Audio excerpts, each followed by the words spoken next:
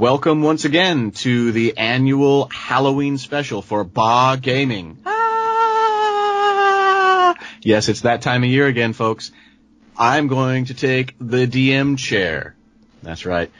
Jason, our humble DM, is gone. He's dead. We killed him. We took over. None of that is true.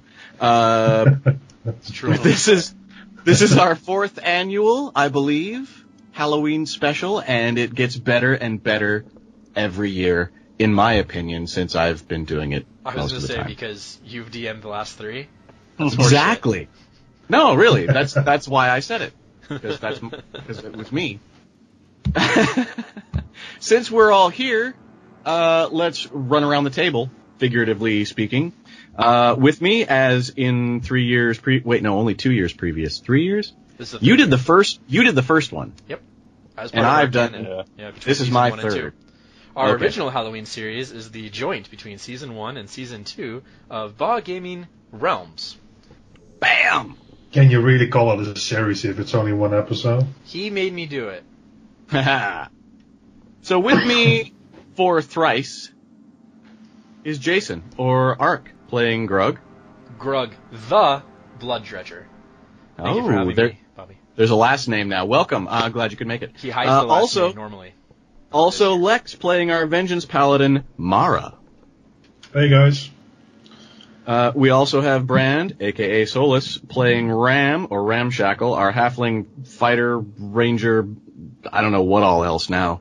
Oh, that's it, man. Yep. Hey, guys. And gals. And others. And we have advanced now to level 17. Should we pretend like we play this off-air, or just keep going with the, hey, we skipped some time? You do what you want to do, man. All right, so let's take this opportunity to give a special shout-out to the Gaming Club of Rochester, New York, whose name we don't know, but we hear you're fans. Thanks for staying with us. Hey, welcome, Rochester. We need crowd background noise. That's what we need. You know what? I have to give a shout-out to my good friend Tony Hubner with Longboat Brewing in Portland, Oregon, without whose Dwarven Cleric the entire plotline for tonight's episode would not exist. He's got a backstory that's absolutely incredible, and I stole every ounce of it. Special shout-out to Bobby, Lex, and Solus for showing up for the game, so that way we could actually do this. That's super helpful. Makes this whole thing go around. Let's move on, guys. Oh. No more shout-outs? No more shout-outs. All right. What about my shout-out? So nobody died last time. In fact, some fucking incredible things happened that made me happy to be a human being alive on planet Earth. And since then, this little group has, you've had your comings and goings, you've done your solo projects, but all in all, you've stayed a pretty consistent, pretty powerful, pretty well-known group of explorers. You've come to be known as a small group of highly effective operatives who can get the most difficult, most absurd jobs done. And in particular, if it involves helping someone sort of reclaim a little bit of themselves or make up for something they had done, get some revenge, you're pretty much expert in doing the difficult. Sweet. Right? Sounds pretty good. Sounds awesome. In particular, you get a lot of odd requests. I mean, some of them are just ridiculous. Some of them are like proposals. Some of them are, you get the typical fanfare. But one stood out. One was from a seemingly group of monks in the mountains that needed your help to redeem themselves. Their letter was convincing, but didn't really give you a lot of detail. Left you wanting more. But really what sealed the deal and set you guys off on a 2-week travel to reach this monastery was the promise of basically unending wealth. They have That's a lot of wealth. Yeah, they have basically what amounts to a shit ton of gold and a shit ton of weapons that they have no use for if you can't help them. Okay. That sounds good. Right? Also, they don't exactly say what they want you to do. But the wording of the letter, you're pretty sure this is probably a wizard writing because it's some sort of brainy fuck. It's a task that they make no qualms about, making it seem impossible. What they want you to do, know up front that no one has been able to pull this task off in the 30 years that they've been trying, including themselves. Okay. Right? So we have a challenge. We have a promise of high payment. We have a lot of mystery, not knowing what's going on with these weird monks. And so unless someone objects or wants to roleplay something weird, I suggest we head off and scurry into the mountains. Ramshackle's up for it. Does Grugg, what with his background, know anything about these monks? Or anything else? Make me a history check. Ooh, that is very good. Let's see. What's my history? 19. You don't exactly know what's going on, but there are certain aspects of this that sort of call to mind stories you remember from growing up. In particular, you do recall the story of a clan of dwarves that were lost under very odd circumstances in the same area where this letter seems to be leading you. The legends that you know called them the dwarves of the dishonored, and they ranged anywhere from the small town gossip of vampires sucking blood all the way to fantastical stories of valor and glory. So it runs the gambit. It's one of those old tales that's been around for a few decades, that's got so many variations that you really couldn't pinpoint one, but it's definitely sparking some recollection for you. Okay. The journey there, very uneventful. It's basically a lonely mountain road once you get out away from the city. Up into the hills, you approach a pretty wide open, almost plateau, but it's surrounded by peaks. Just a very large flat area after traversing switchbacks and fairly rugged terrain to reach this height. And in the distance, you can see rising up off of this large flat area what looks like a vast keep. Oh. This is not what you would expect to, when your mind calls up an image of a monastery. This is a castle. Ooh. This is a stronghold. This is an ancient, powerful dwelling. There's a moat. There are high walls. There are towers within these walls. It is a vast complex, surrounded by nothing. And as you approach, the bridge is down, the portcullis is open, you're able to go inside, and where you would normally expect to see a fairly bustling, small town sort of area with carts and vendors and people bustling back and forth, it's empty. There aren't even carts to have been abandoned. It's literally empty. It seems completely abandoned. And Grugg, you're starting to wonder if the stories of 30 years ago didn't mean 300, because this place doesn't even look like it's been dusted in a century. Okay. And there is a sense of weight. There's a foreboding about the place. Not an evil necessarily, but let's call it a sorrow.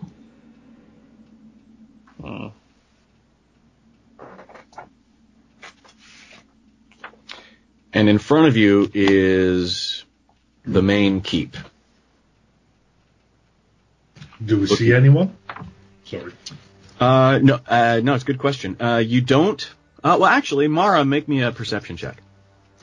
A perception check.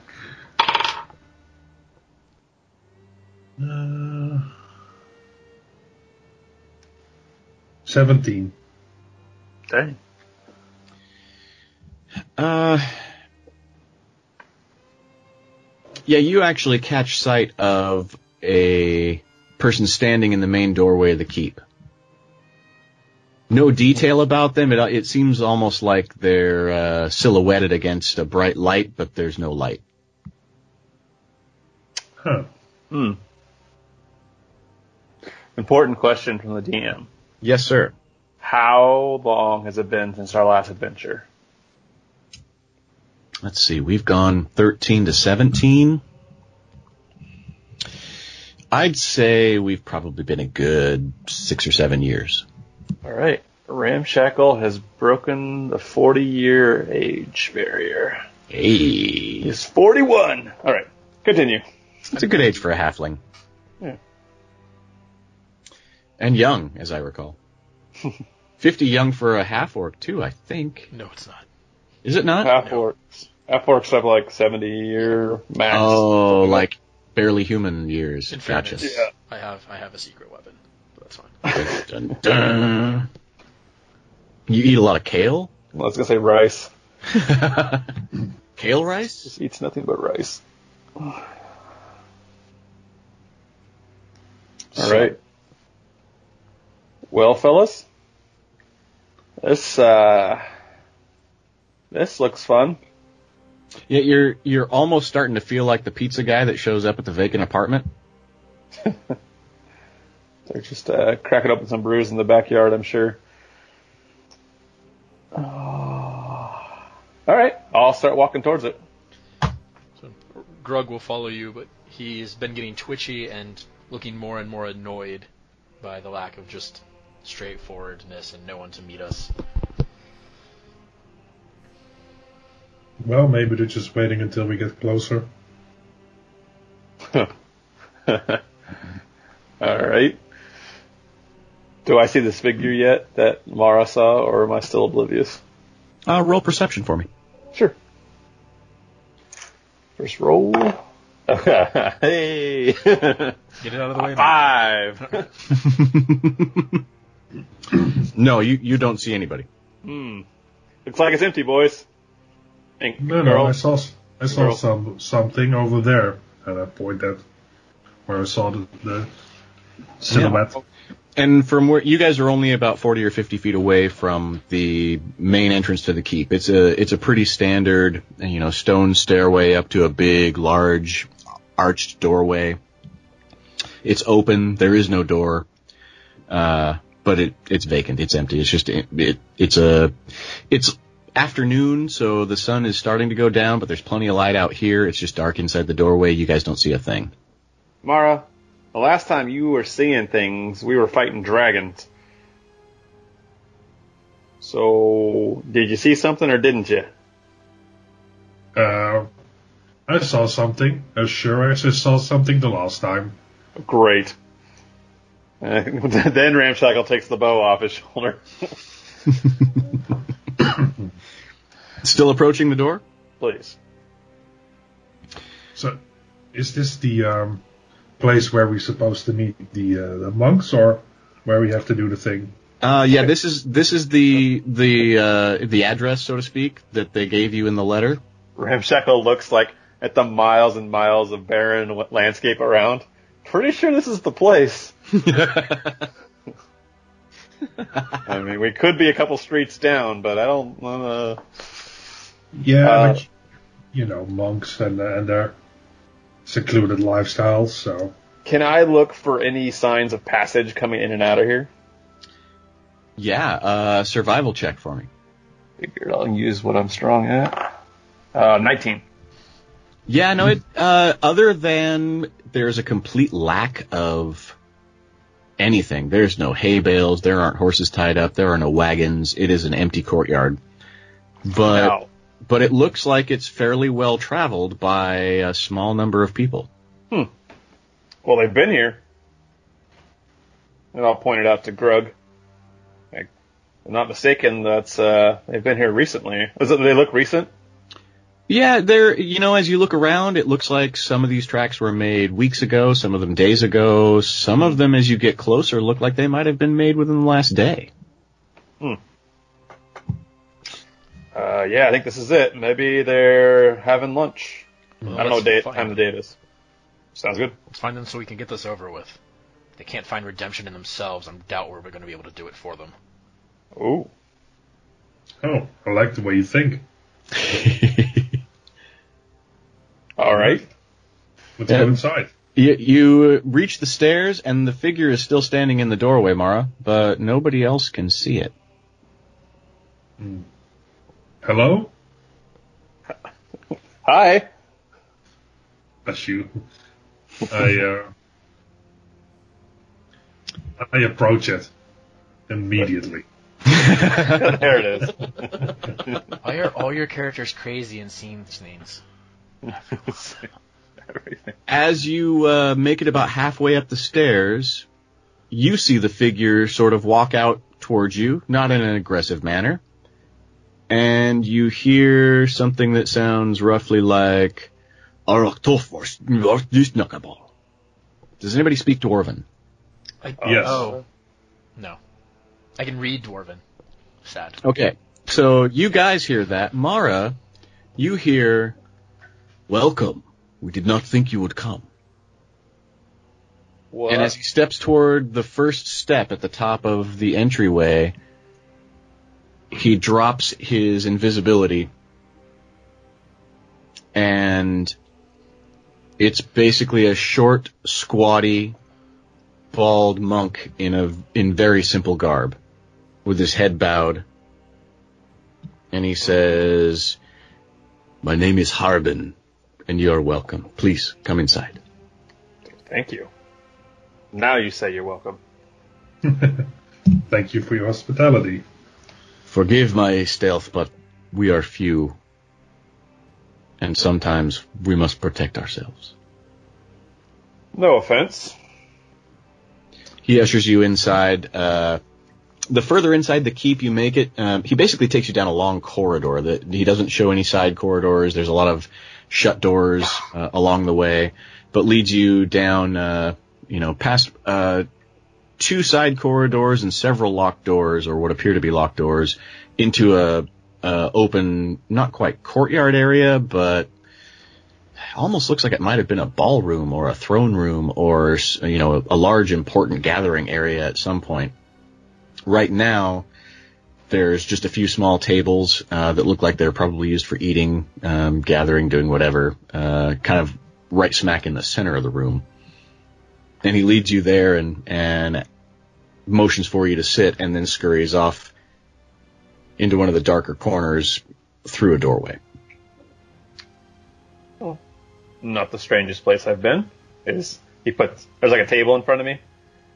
Yeah, and there are goblets on it with a couple pitchers of water and a pitcher of ale. It looks like this is where you'd probably just come to hang out or, take a meal. But there's literally there's nothing fancy. There's no dress up. There's no decoration. Inside, this is what you would expect of a monastery. It's very stark. Ramshackle puts his feet up on the table and starts drinking from some ale.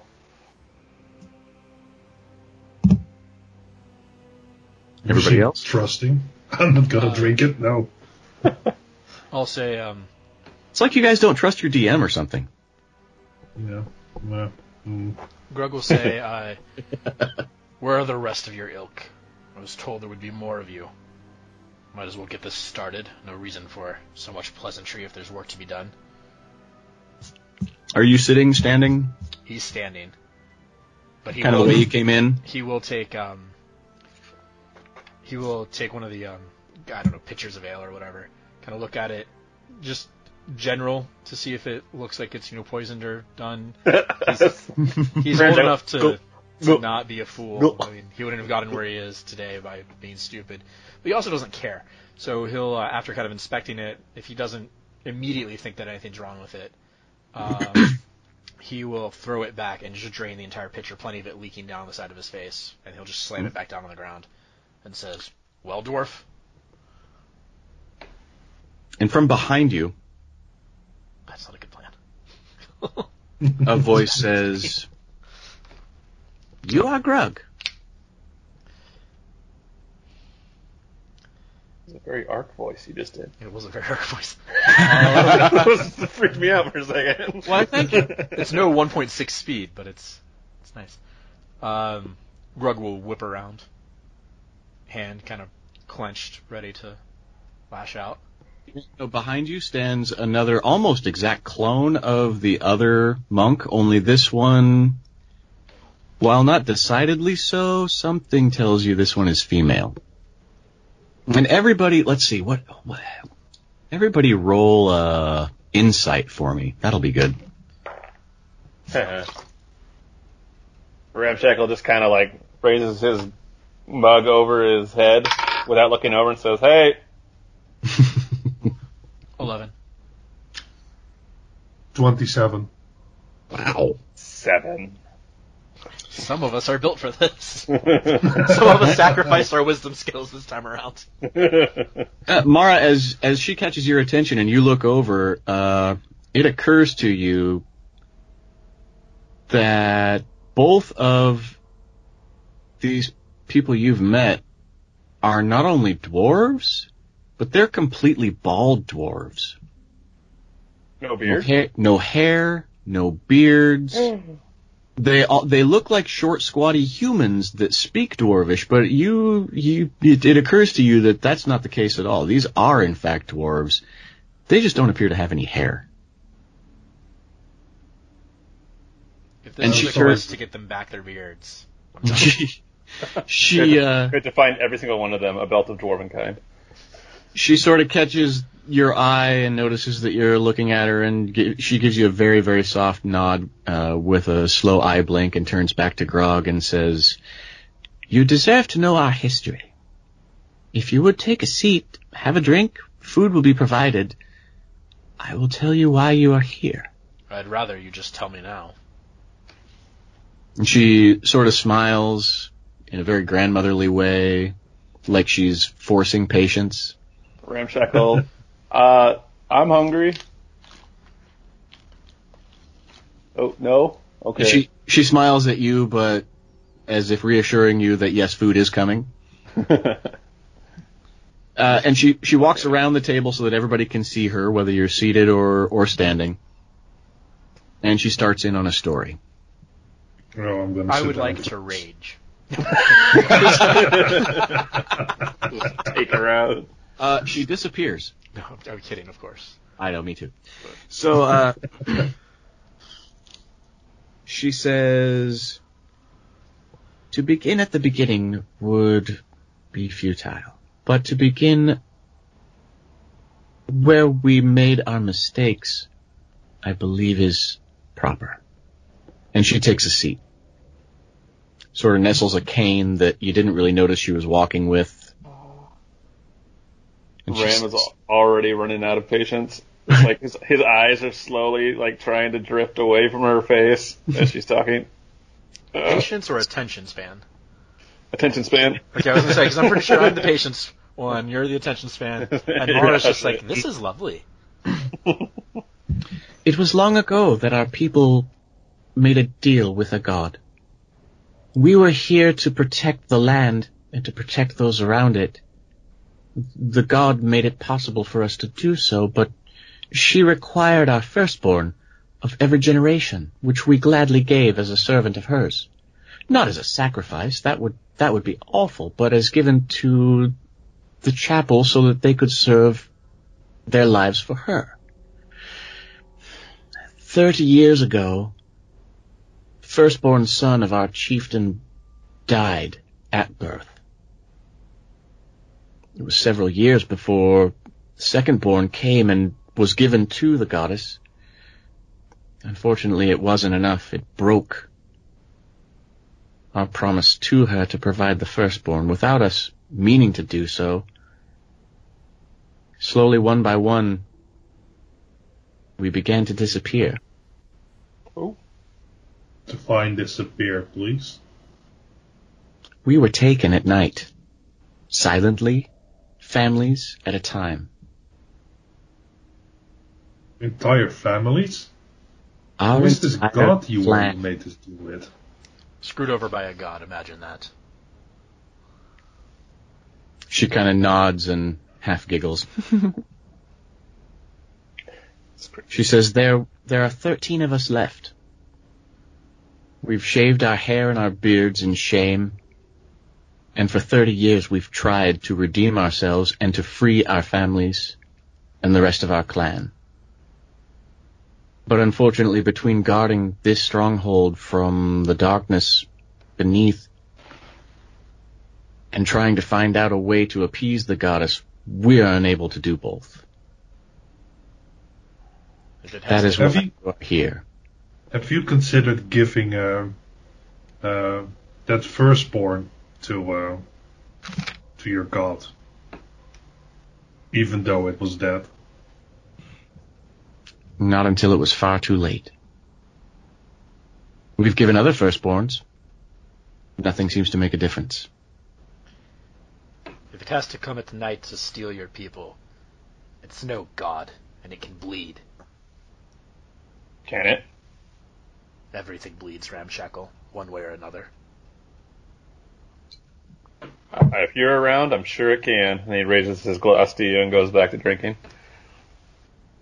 In our attempts, we have made progress. We can equip you with what you need to get the job done. And if your reputation is at all accurate, we have faith that you can. We are old. There's not much time left in any of us. And if we're going to make amends for the past, it has to happen soon. So what do you exactly want us to do here? A voice from over your shoulder the opposite direction says, Eldeth, stop leading them on and tell them the truth. And behind you is a fairly large, for their, compared to the others, he's a good 40-50% bigger than the other two, but equally as bald. Another large monk stands behind you. Oh. He says, I am Tarok. I led the last expedition. You should know what you're in for. All right. She sighs, again with the same smile, like she's pushing patience from places it doesn't actually exist. She says, Taruk is right. There will be dangers. We can provide you help with what we've learned, but make no mistake, many have attempted and all have failed. You will face trials just to enter the Celestial Gate. And once inside, the environment and the creatures you face may be unlike anything you've seen before.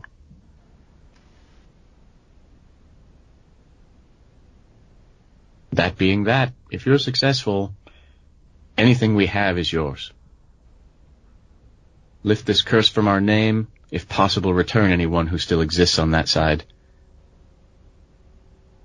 And anything within our holds is yours to have. We have no need of any of it. What exactly is in this hold? Taruk behind you laughs. You want to eat first or you want to look? Both? I want to kill what we came here to kill. No point in looking at the reward until we've done the job. I like this one. He's going to die well. He says, come on, I'll have the kitchen bring some meat down at least. Grab a goblet of ale, follow me.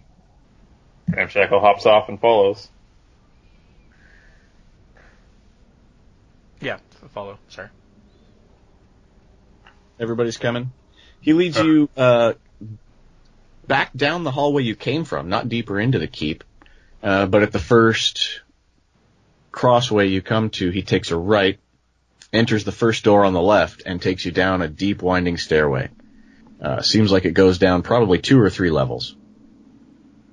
And when he gets to the bottom, there is another monk. This one seemingly much smaller than the others, much older, with spectacles and a large book, sitting at a table, and doesn't say a word but eyes you all suspiciously as Taruk leads you past him and through a large locked gate. Mm-hmm. Inside is a short hallway, 12 feet long. And at the end, it opens up into, what's the quickest, easiest way to describe it? Smaug? Yeah, let's go with Smaug, only without the dragon.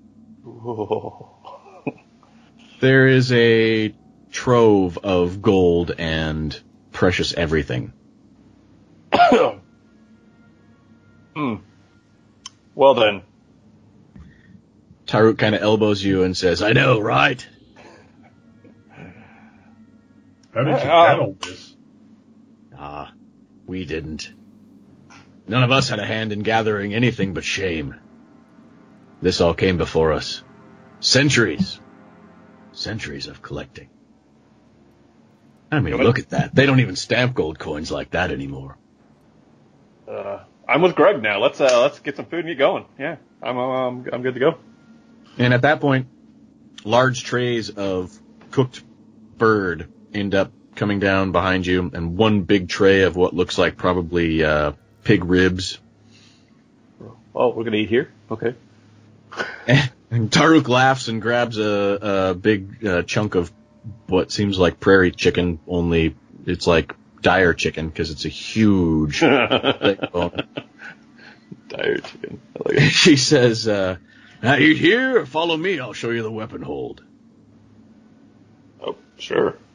And he starts to dig into a big piece of chicken and leads you back up the stairs, around through a couple of other hallways, this time on the same level, but you come into a room that's about half the size of the big waiting area you were in before, but full of not only what looked like incredibly fine crafted dwarven weaponry, but you're looking at layered steel with fine etching and runes carved into handles. These aren't just utilitarian weapons.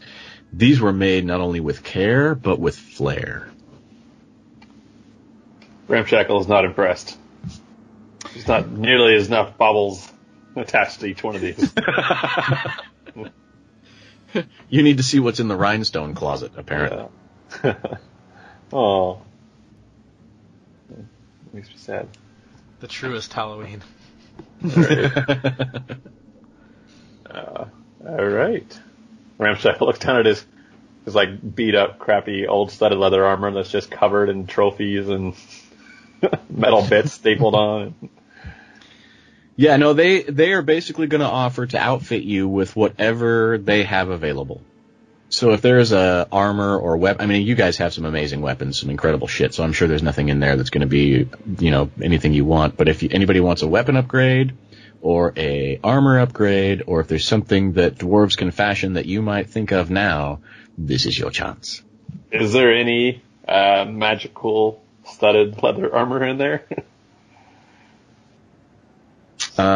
He kind of laughs and says, yes, but not that would fit you. I figured. Most of it's made. He says they could fashion it. It's going to take a couple of weeks to get the process done, get the blessings done right, and you'll miss the window to enter the gate. You know what? This one, I've worked it in. I'm comfortable. I think I'm good. He does. He kind of pulls you aside and says, Harbin likes to spend most of his life invisible and peeping on people, but he does know how to bless armor. Yeah. I could put in a word. Maybe he could do something with what you already wear. Sounds like a bad idea. Thanks. Perhaps a And he better does use so. of our time protecting the little one would be in potions. They're no good to me if they die early. Those are available too. He actually takes you back upstairs, introduces you to a couple of other, pseudo-dwarf monks. And throughout the evening, they show you around the place. They are, they're monks. They've been fighting a failing battle for 3 decades, and they're pretty much lost and spent. And the idea of you guys maybe being able to pull this off has kind of invigorated them a little bit. They're kind of excited that you're here. So they're willing to show off a little bit. For sure. I'll take it in. Anybody else think of something else they want besides potions or a little armor bump? I don't wear armor, and I think my weapon is pretty solid. All right, then. What kind of potion are you looking for? I was looking for healing potions for the 2 of them. Gotcha. Let's go with, You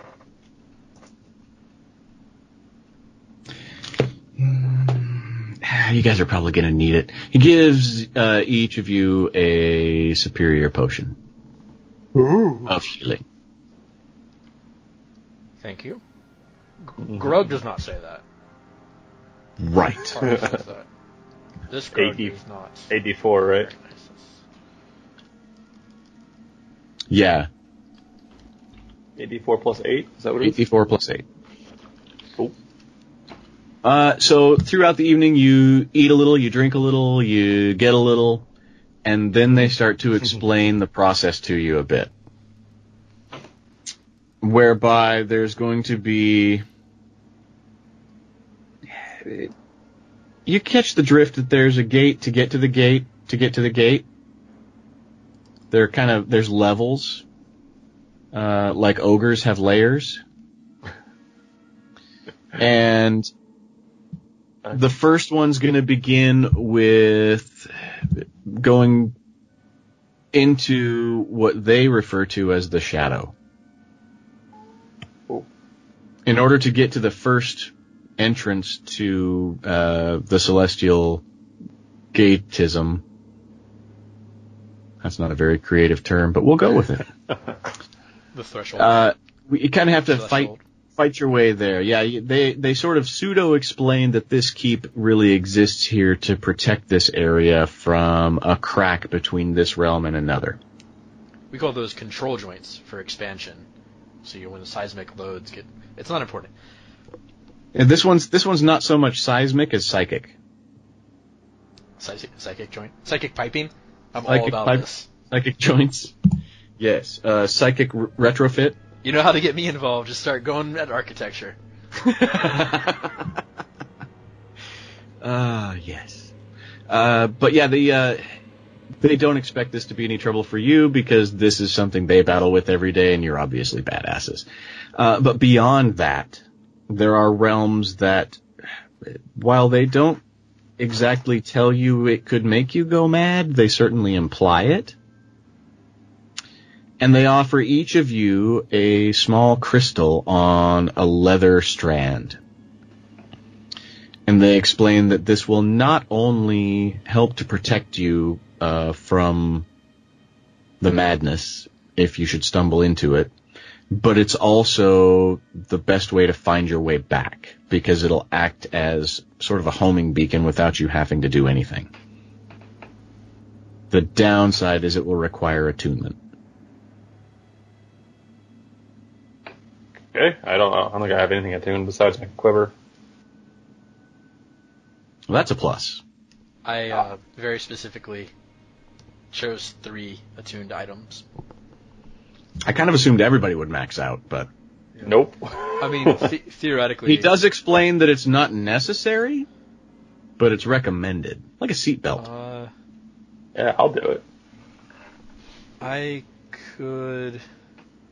I made up one of my items, so it doesn't have to be attuned. I could take it down a notch and make it unattuned. I'm okay with that. Okay. It'll be 1d6 instead of 2d6, and it won't be attuned. That's fair. That's temporary health. Then I'll put the crystal on. Okay. Mara, you're not going to use it? No. I kind of feel like Grugg also wouldn't use it, but I'm not really sure. What's this thing called? They don't really name it. Okay, just crystal. Yeah, Mara, if you want to try to translate the dwarven term they use, the closest thing that makes sense in common would be key. Key? Key, like for a lock. Key. Okay. Dwarven key. No, it helps protect against madness, you said? Yeah, and it looks like the cheesiest, like, bought off the corner store crystal necklace. Ramshackle loves it. Oh my gosh. Willpower will be enough. You know what? I think Grugg would be very uninterested in this. I'm gonna roll, if I can, an Arcana check. If you don't Sure. mind. Or just some sort of, I want to see, like, if he thinks anything. It's not great. That's a 9. Tempted to use one of my rerolls on that, but I'll hold back.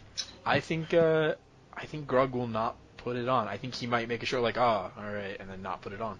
And not put it on. Okay. Mara, check this out. Look how good I look. God, I feel bad about it, but I think he wouldn't do that. You don't want to offend, but you don't exactly want to wear it. Oh, no, he doesn't give a fuck if he offends. Oh, okay. I feel bad. Ramshackle loves it. Do the monks think that this madness is magical in origin? Oh, most certainly. Only they wouldn't describe it that way. It's that you're entering a realm that you have no business being in. It's not that you'll be targeted with madness. It's just that madness is kind of the normal in some of the places you might have to be. Now I literally have 5 rerolls and the amulet, so feeling pretty good. Justice goes where it needs to be. So. All right. Justice. They don't appear to like object. Or if you say no, they're like, okay, no problem. Okay. Oh, I'm absolutely taking it. Sure. That's important. It's not going to wear it. Yeah. Gotcha. All right. So, Ram, your armor is returned to you with a +1 AC. Oh, snap. Yeah. And it's so you guys are kind of sitting in a waiting area. You've been primed. They've told you everything. You've been given these weird crystals. You've been offered weapons.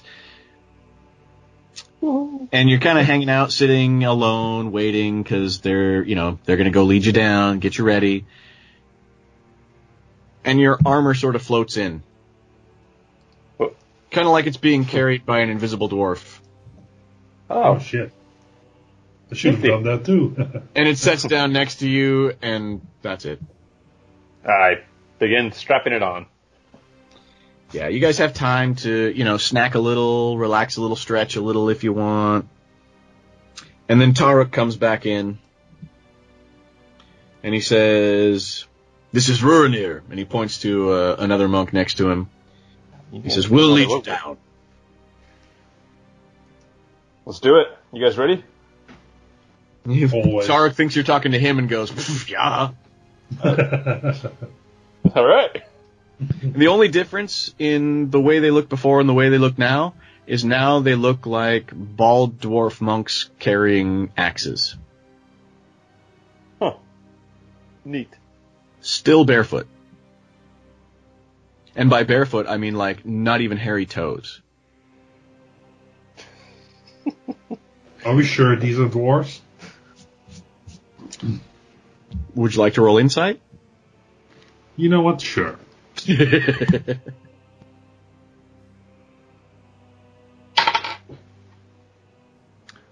16. Yeah. Dwarves. Dwarves that apparently shave themselves from head to toe out of shame. Wow. That's some Right? dedication. Just saying. There's a lot of weird monks in the world, but this is a special kind of dedication. I can appreciate that. Yeah, right? So they lead you down to a long hallway. You notice after 30 or 40 feet that there are no more doors. and at the end, just a large trapdoor in the floor. And one of them pulls it open and starts down.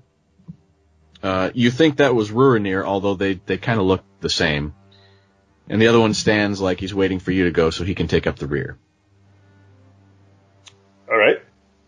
I pat Grugg. Big man. Yeah, I would would immediately go. Even before he touched me, I would immediately go. Oh. So we have Ruinir followed by Grugg. Then I'll go. Yep. Then Mara.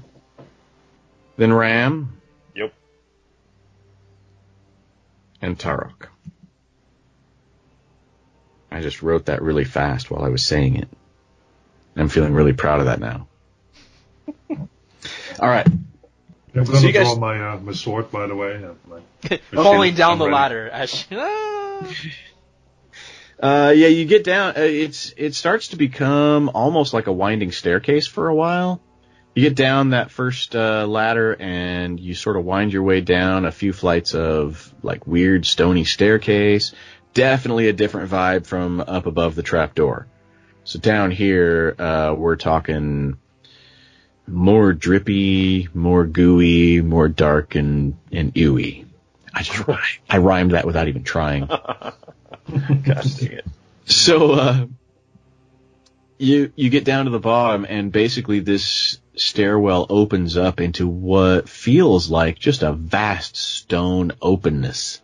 There are like echoey drips that seem to go on forever. Your voice sort of echoes, but it doesn't do so close by, if that makes sense. It doesn't feel like you're even underground where you were. This is almost feels like you're in a different place. And the monks are visibly on edge. Sensing that, Grugg will ready his axe and tighten his grip significantly on it. I'll get out my bow, and then I'll reach out and kind of hold my hand out to the ground, and I'll summon my spectral goat. Oh, nice. Excuse me, the spectral what? Yeah, all of a sudden, just so out of nowhere, there's like a force ghost mountain goat. No, not a mountain goat. Full on ram, like double curl horn. This thing is at least as tall, if not taller than Ramshackle himself. And could I physically touch it? You could touch it, only your hand would go through it because it is a spectral ram. Okay. I was so much nicer to that fucking halfling. It's very, very, very green flame. Right, green flame force ghost is how I would describe it. All right, excellent. And we'll fan out to the side a little bit. I'll be a little bit to the left, and it'll be a little bit to the right. Sort of do that 5 meter spread. Yeah. Walk forward like in Predator. Show. Yeah, the dwarves kind of move with you, kind of trying to take the lead, but also, trying to make sure nobody gets too far out. They're kind of playing shepherd and I can think of vanguard at the same time. Oh, by the way, the ram is covered in like what looks like ghost shackled armor and little pieces and bubbles. With the rhinestone here and there. Mm-hmm. I want to try and stay within 10 feet of my friends. Yeah, you guys can all kind of stay. That is appreciated. Yeah. As Grugg, I keep stepping up a little bit more to get a little bit more away from you guys. So I'm basically even with the front dwarf. Ram is absolutely in the same area as Mara. He knows how good that is. Yes. You guys are all you're not huddled together, but you're not straying too far apart, and it's a comfort to kind of be close to each other, and especially close to Mara. You can kind of feel that paladin glow. There's just sort of a warm fuzzy you get from it that helps counteract the kind of cold dreary of everything that's around you. You can't see the ceiling. You can't see the door you came from anymore. You're walking forward on basically cold, wet stone, and it's seemingly pitch black around you. You can see just fine, but there's just nothing to see. Well, at least we can see our friendship. And friendship is magical. Okay, so as you guys are kind of marching not quite so steadily forward, the silence is broken with what seems like a loud screech. And then Rurinar effectively disappears. He swipes left. Grugg steps up and readies his axe. And everybody roll initiative. Grugg gets advantage on initiative. It's very exciting. Oh, thank God. 22 for Grugg. 14 for Mara. All right. You know who this version of Grugg should have been? And if I had thought about it earlier and it hadn't been too much of a gimmick, it should have been Jules from Pulp Fiction. Oh, yeah. Oh, hell yeah. That'd have been cool. Your axe is the one that says bad motherfucker on it. My axe is the one that says bad motherfucker on it. Who? I said, does Mara look like a bitch? Ram, what's your number? Oh, what am I rolling? Sorry, I just got back. Initiative, sorry. Oh, shit, what? Wait, did you... Oh, I don't think we knew you left. I'm sorry, I missed that. Robbie was just leaning sideways and, holding his stuff. Ram was not paying attention, and suddenly he's in battle. Okay. So, there was a screech, and Rurinir at the front of the party was swiped left by something that streaked by. Real fast, does anyone not have dark vision? Mara, you're human, right? I'm a halfling, I do not. Grugg, in what little effort passes for friendship. Sorry, go ahead. I'm fine, though. I think I can see better than you. Oh, yeah. Mara has no trouble seeing wherever she goes. That's fair. Grugg may not know that. I don't know if he does. I don't know why, but that's fine. He's going to say something in gruff Orcish, and his axe blade will light up. Oh, nice. Ram got an 18 for initiative. Nice. That's with a plus 10, so I didn't roll great. That's not very good. No. Well, and with the light there, Mara, you saw where this thing stopped. And with that light, everybody can now see, only because, I don't want to waste too many rounds with this thing in the dark. We might as well get right to it with Grugg. It's 10 feet bright light, 10 feet dim, if that matters to you. This is at the very edge of the dim. It's not a lot, but... Yeah, and what you see...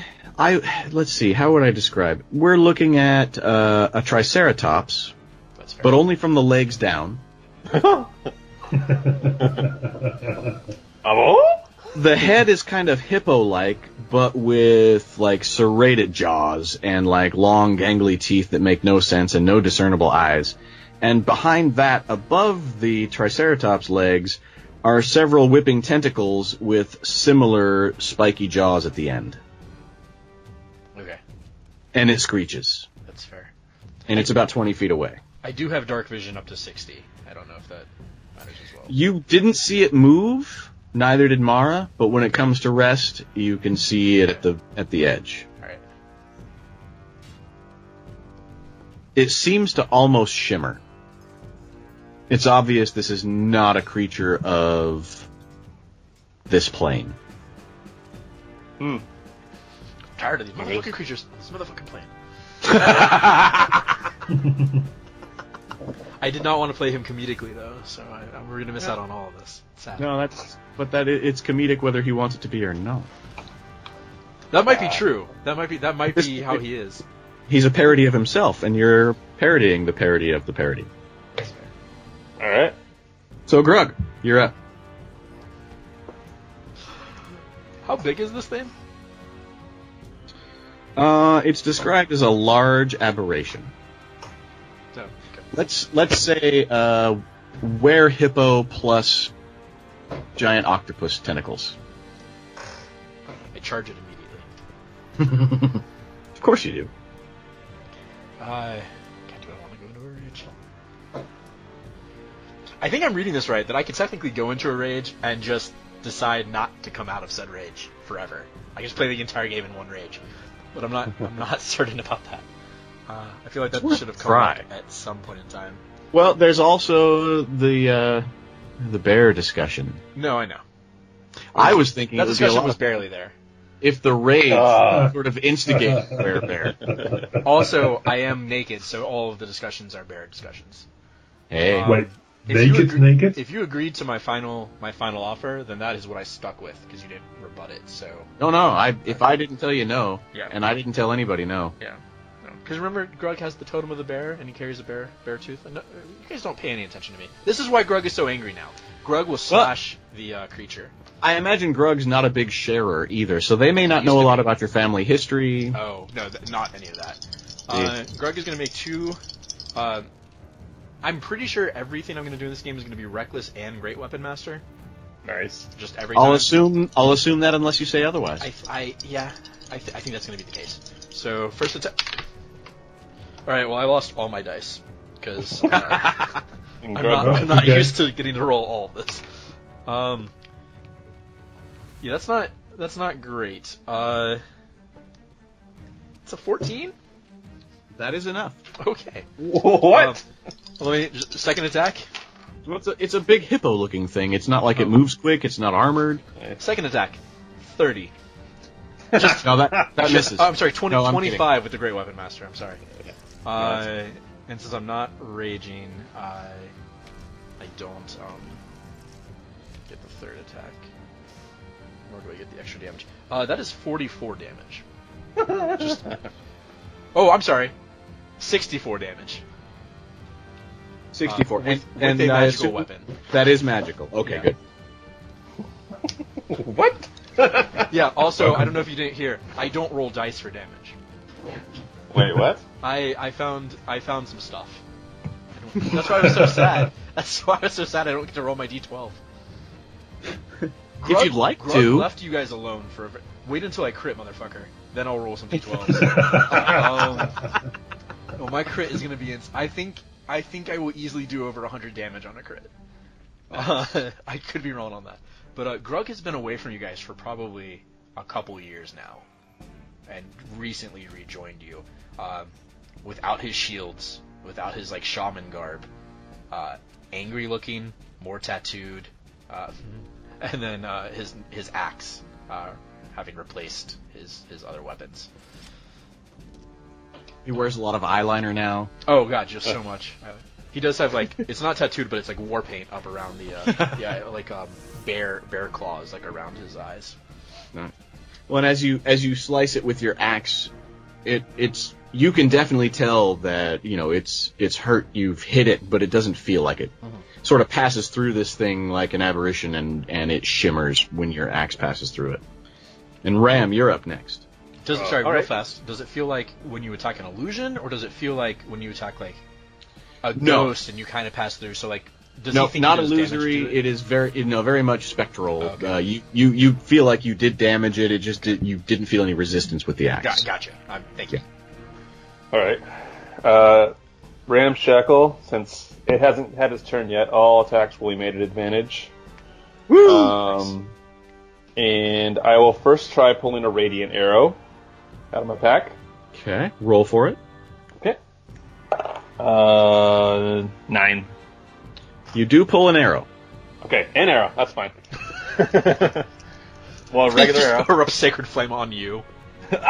Well, you don't quite know if it's regular yet. Yeah. So I'll shoot it, and I'll use sharpshooter, which is probably a good thing. So that is plus 12, so 17 to hit. Hits. Okay, and that is... where's my D8? There it is. So the short bow, as he pulls back the string, the bow grows in size, and then he fires it. Exactly. And he does 19 damage with the first shot. I don't know if anything else happens. Not with that shot. Okay. I'll pull another radiant arrow, or try. I always imagine your bow being sort of like in Soul Eater when they do their big attacks. Yeah. And like right as they attack, the weapon grows and they fire so it's That's like almost exactly spectral. how I see it. Like the bow itself doesn't grow, but it like flares out with more power. Yeah. 13. The spirit of the bow.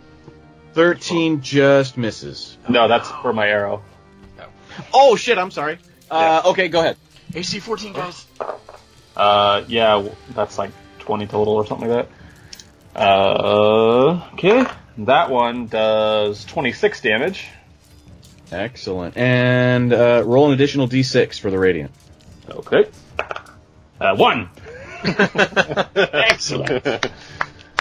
All right, and my last shot, I will... You do notice that the radiant damage seems to have a little bit of a searing effect. Okay, I will try again then. And that is a 12 for my arrow this time. Okay. And my attack is a 23. That hits. And that is one less, so... What did I do last time? 26? So, 25. 25. Yeah, and with then a flash of the radiant damage that comes after that, this thing just vanishes. An extra 6 damage, yeah. Yeah, I know, he's gone. Yeah, everything goes through him. Your magical arrows sort of disappear when they hit him anyway, so they don't land on the other side or anything. But he basically just sort of shimmers and flashes and is gone. Huh. Well done. Yeah, Grugg, you feel a little bit disappointed. Kind of like, why the fuck did you bring us down here if this is all we're going to fight? What's the dwarf doing? Yeah, I was going to say, what's the dwarf? He's breathing heavy, like, because his yeah, he was going to go way last. He basically gives you some sort of kind of a nonchalant, yeah, we'll see that and more as we get closer, sort of a comment. The one that got knocked off to the side? Oh, no, that one, you don't see him anywhere. Oh. Wait, he got knocked away? I thought he just turned invisible as like a reaction. No, he got pulled down, yanked aside. He was, to your best estimation, he would have been underneath this thing while you attacked it, but there's nothing there. Gotcha. I was muted and having some quips to various things. So yes, Grugg is furious, and will say, "Dwarf, are they all like this?" Dwarf. He kind of looks back and he says, "Some are bigger, some are smaller. We haven't even reached the gate yet." Any idea on your friend? We were 13, now we're 12. Hey, 13 I heard is an unlucky number, so this may be a good thing. There's no such thing as luck, Ramshackle. And Grugg. Looking for the bright side. I literally have a feat called Lucky. As do I. And I was going to make a joke about that. You're also halfling, and it's bullshit. Yeah. I have all the rerolls. I originally had a feat that allowed me to re-roll my damage, and then was like, oh wait, I don't need this. And then went forward from there. How do you re-roll that which you never rolled? Yeah. It is a little sad that I don't, but I mean, it's nice to just go straight through. Okay, so, just for the sake of time, we're going to kind of advance the story to the gate. Mm-hmm. When he said you're going to see this and more, he was wrong. Nothing else sneaks out of the shadow to attack you until you get to basically what you see is after you've been walking for a few minutes, suddenly you are able to discern sort of a wall in the distance, and you keep walking towards it and walking towards it. Tarut kind of leads you there and basically stops at this large stone wall. The same stone you've been walking on seems to just turn 90 degrees straight up and go forever. But directly in front of you, about 12 feet tall and about 4 feet wide, is a carved doorway. Now, it's not an actual doorway, it's like the carving of what a doorway would look like if there was a doorway in the wall. Sort of an arched rune-encrusted, really cool pattern carved in the shape of a door. But it's basically just a pretty stone wall that you're standing in front of. Hey, which dwarf did we lose? Ruranir. Ruranir. And who's with us? Taruk. Oh, Taruk didn't die. Okay. Okay. Well, that's good. Yeah, we'll kill off the minor characters first. They're all minors. Aha! Oh, they're far above the age of adulthood. No, mine wasn't funny. That wasn't. So when if it worked for Tim Allen, it'll work for us. Yeah. There you go. When you get there, Taruk doesn't even really look back. He looks like now that you've gotten there, he is determined, maybe, would be a good way to describe his demeanor. He basically sits down cross-legged in front of the doorway, about 5 or 6 feet back from it, and begins a very low, whispering dwarven chant. Mara, you can't even really make out the words that he's saying. It just almost sounds like he's mumbling nonsense. But as he does so, you notice that beneath his toga, you can see the glow of a crystal perhaps similar to the ones that were offered to you, just beneath the fabric. And as it begins to glow with sort of a violet hue, the runes in the archway begin to glow. And as they begin to glow, the archway itself within that lavender arch becomes an oily, smoky fusion of various shades of darkness. And it's obvious that it's no longer stone. Huh. And he sits there, and through gritted teeth, so for the first time you realize that he's straining. There's sweat on his brow. His teeth are gritted. And he says, "The doorway won't remain open for long. You have to go now. Oh, And all the gods be on your side." Try not to die before we get back. He sort of looks up, like, you wouldn't think it possible the way he looked, but it's almost like he breaks his concentration for a second just to open one eye and look at you. Like he knows that's not possible. Yeah. No, Grugg knows that too. Ram doesn't. See you later. And he goes through. Alright, Ram is through. Mara will go through. Okay. Oh, Grugg stepped through immediately, just as Okay. soon as, yeah. Yeah, you guys step into sort of this oily, cloudy, milky swirl. And as you look back, the last thing you see is him getting swiped by a similar creature. Oh, shit. As the doorway disappears. I literally just said. The doorway disappears, the milkiness disappears. What? You are left.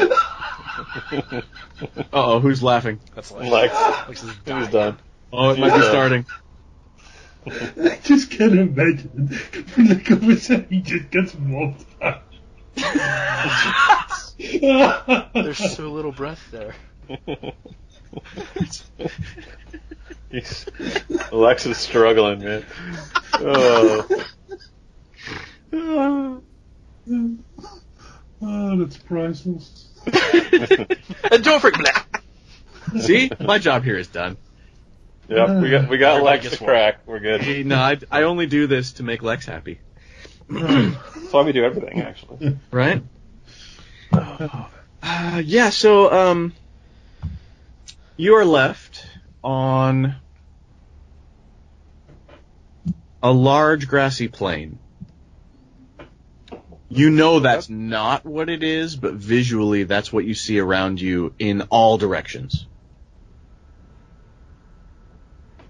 There's grass and blue sky and horizon, and that is all you see. And I would like everyone to roll me a d4. Okay. 2. 4 for Grugg. Is this a saving throw? Nope. Straight d4 roll. A d4 saving throw? Oh, God. That he adds his +5 to? 2. Okay. Keep these numbers. They're important. Oh, okay. Write that down. As you look around, you are all startled to realize that instead of your friends before you, you see what appear to be childlike visages of themselves. These are the hit points you have. Oh, the God. D4 roll. You have none of your weapons. You have none of your armor. What you have is the closest thing to a shirt you might have been wearing before that is now strapped around you like a tunic. You are roughly a 7-year-old version of yourself. Is the goat small, too?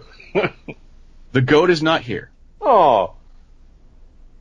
Now Ram's sad.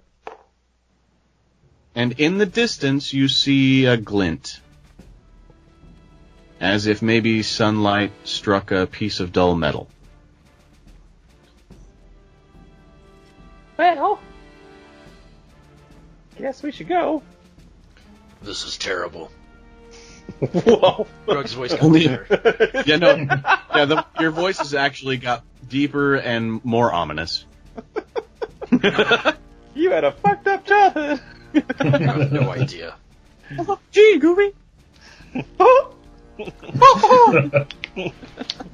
man. All right. Oh my god, now I have to be Sam Jackson from The Kingsman. Nice. Yes. All right. Let's. You actually have a hat on backwards. That makes sense. But no other clothing. That's what I did with it. Because you weren't wearing any before. I was wearing very little before, yeah. Ram will just. God, he's really tiny now. He'll start making his way towards the glint. Walking fast. Do still bear Yeah. the tattoo of the ram on your chest. Oh, nice. And Mara, your eye is still an expensive ruby that glows when in use. I forgot you had that. I imagine Mara went like full, like pimple-faced, awkward, gangly. Like, Yep. she had a rough, Pigtails. rough time until she bloomed. Grugg also has pigtails, but they're like warrior braid pigtails. You guys have the opposite problem. Grugg's mom dressed him like a girl. Mara's mom dressed her like a boy. Grugg's mom? Dark. Grugg doesn't have parents. Stepmom? I don't know. We didn't flesh that part out. We never got past that. I only There's a wrote big- so much. There's a big gap between birth and warrior. Yeah, Grugg is an orphan. And not in that really cool Hollywood way. No, yeah, not Oliver Twist. More like Oliver Twist. Wait, was Oliver Twist a cool way to be an orphan? I forget. Yeah. Are we going to head toward the sparkly thing that I showed you or not? Yes. I mean, very angrily, yeah. Sure, because there's nothing else to do, so why not follow the DM's plot point? I'm just so pissed off. I spent so long picking those items out. As you begin walking, a strange, the ground doesn't necessarily tesser, but beneath your feet everything moves much faster than you would expect, and the glinty metal thing at the far end, like, zooms toward you as everything on the horizon zooms out farther. Oh my god, it Hit does. the deck. And now you stand before an incredibly large being in dull armor, sitting on a large rock with a very disappointed look on his face. Oh. You guys are experienced enough to know a storm giant when you see one. And he sits on a large plinth, kind of staring off into space as if even his midlife crisis wasn't enough to wake him up. Do we still have our abilities, class abilities and such? Which abilities are we speaking of? Like my auras and my spellcasting. No. Unfortunately, if you try any spells, they're not going to work. Most of your abilities aren't going to work. Your stats are going to remain the same, other than your hit points and your AC. Thankfully, I am still filled with all this unyielding rage. Right? Unfortunately, you're a pissed off 7-year-old, so yeah. So no aura of courage. Yeah, no, you don't sense that's happening at the moment. Question. I grab my pants. Oh. Do I still have the dwarven key around my neck? You don't see it, but you sense it. Can I try to grab it? You don't feel it. Okay. You can't feel it there, but you do sense the attunement is still in effect. All right, then. Should we talk to it? Sure. You go talk to it. I don't speak giant. I do. I speak troll. I actually do speak giant. It's true. Grugg will call out to it.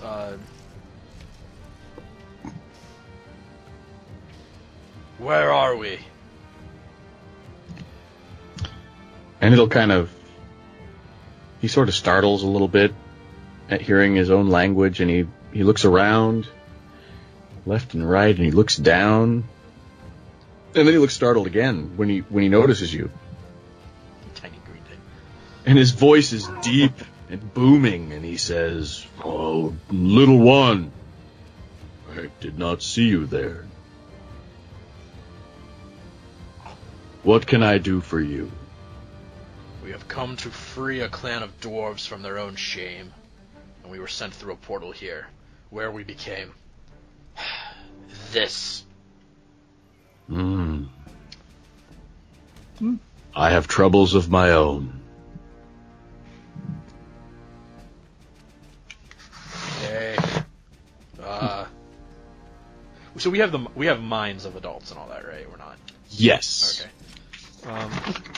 Sorry, mister. And you're not afraid of the color purple or naked people or anything weird like that. There goes that plot point. I mean, unless you want to be. Far be it from me to describe your character's attributes for you. Grugg will say, your kind have strong magic. Is there anything you can do to change this?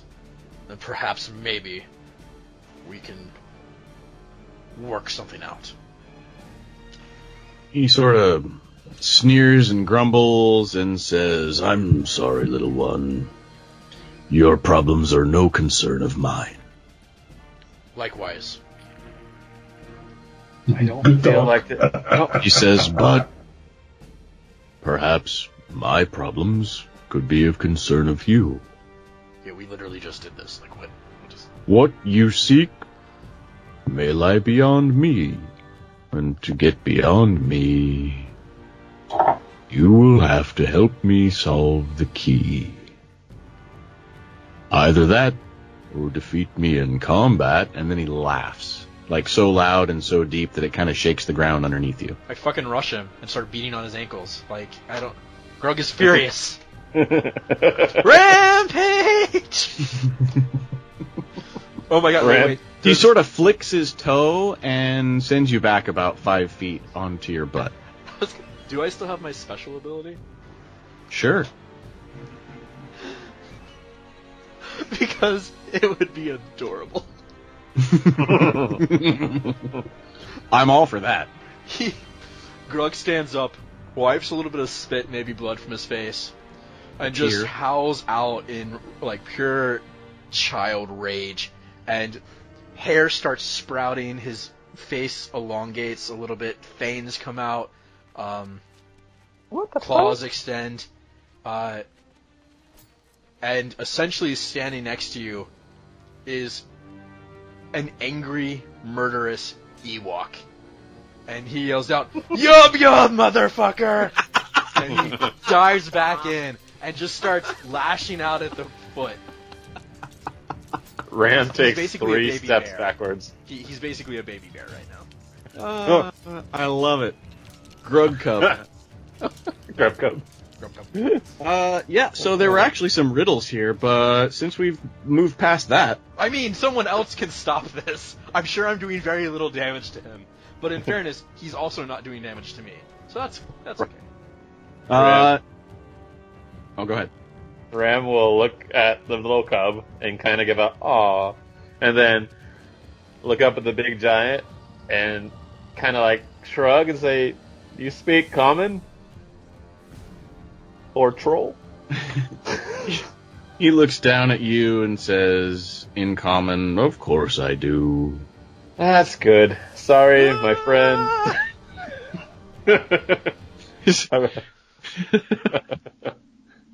I'm really sorry about him. At the moment, he's scratching an itch. Well, that's good. Now, was he speaking in giant that whole time?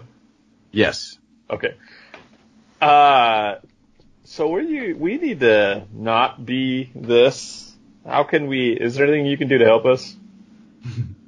He reaches down and he picks up Grugg by the scruff of his neck. Like the way you would a kitten. It's like spinning and Grugg just swiping. crosses It's like, yes. And he kind of like gives your tummy a skirt real quick. I will bite him. He kind of laughs and reaches over and sets you down with your friends. I look like Daniel Tosh's character from that animated TV show. He was the bear.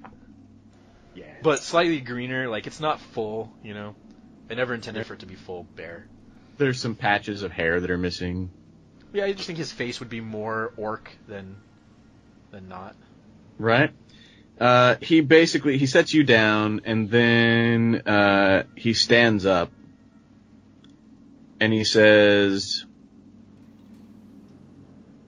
"I can't open the gate without solving the puzzles.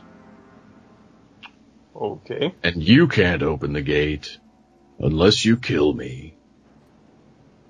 Okay. So unless you can help me solve this," and he moves out of the way, on the plinth behind him, in the stone, carved in whatever language you would like to read it to be, is a riddle. And it says, "I have a tail, and I have a head, but I have no body, and I am not a snake. What am I?" Lonely. Sorry. That's probably true. Wait, do you say that out loud? No. But you just said you have nobody. A coin. No, oh, I love it. Oh. You say that out loud. As you do, the script disappears and the giant, he looks at you and says, "That was amazing." Ah! Ram looks at Mara. "That was amazing." And the plinth drops about 1/3 of its full height into the ground with sort of a rumbling mechanical shudder. And another saying appears. And it says, "Where may you find roads without carts, forests without trees, and cities without houses?" Maps. Again, It drops 1/3 of the way down. Same rumbling, same chatter. Ram The giant literally steps back. grabs 7-year-old Mara. "How are you doing this? What is this witchcraft? Smartest person alive." The giant is like aghast. He takes 2 giant rumbling steps back because he can't believe that this tiny being has figured out 2 things that have taken him forever and he couldn't figure it out. God, and storm giants are smart too. As it drops down to about a 10-foot height, another saying appears in script. And it says, "One falls and one breaks. What falls does not break, and what breaks does not fall." What are they? Ram is literally sitting cross-legged, staring up in awe at Mara, waiting for her to answer. Can you read it one more time? I'm sorry. I'll read it again. One falls and one breaks. What falls but does not break, and what breaks but does not fall? Oh, it's is it Night and Dawn? It's the giant. Day, yeah. The giant disappears. Oh, great, Ramshackle. Oh shit! I'm sorry. Like in a poof, bloop, like he was never there. The plinth drops all the way to the ground, and now it's just a large grassy patch with a doorway standing in the center. I did it. And around the doorway is written a final script. It reads, I am the beginning of the end of every place, the beginning of eternity, and the end of time and space. What's my name? The letter E. The door opens. Wait, really? Sorry, that one I knew. Sorry. That's right. I love it. From the doorway. That's the friggin' riddle? That was the riddle. Yeah. Who wrote this? Do you want me to read it again? The beginning. Well, that's actually my favorite one of the four. I love that one. That's Ram saying it out loud. Like, what the fuck? What kind of god? You know what? What it probably was Grugg is fairly smart, but that was actually probably Grugg going. As a bear, just angry, yeah. Right. So nice though. I couldn't figure out the last two. In fairness, it is not your 2 out of 4 though. What was cool was everybody got a piece of that pie. I thought that was awesome. Yeah. So the doorway opens. Through the doorway steps. I would describe it as a shadow, but it's the opposite of a shadow. The bridge keeper. He's going to ask us 3 more questions. It's a shimmering light. What is your favorite color?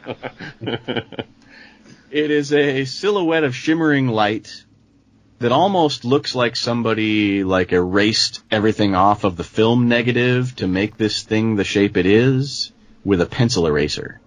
Because its shape and form jumps around. It's obviously foreboding. Its purpose is definitely to guard this gateway, and everybody needs to once again roll initiative. Oh. Uh-oh. With advantage. Natural 20. Nice. Which makes your number what? Mildly sad I wasted it there. 24. Okay. Not bad. Did you also natural 20? Or did you natural 1? No. The other thing? I did the other thing. Which is still an 11.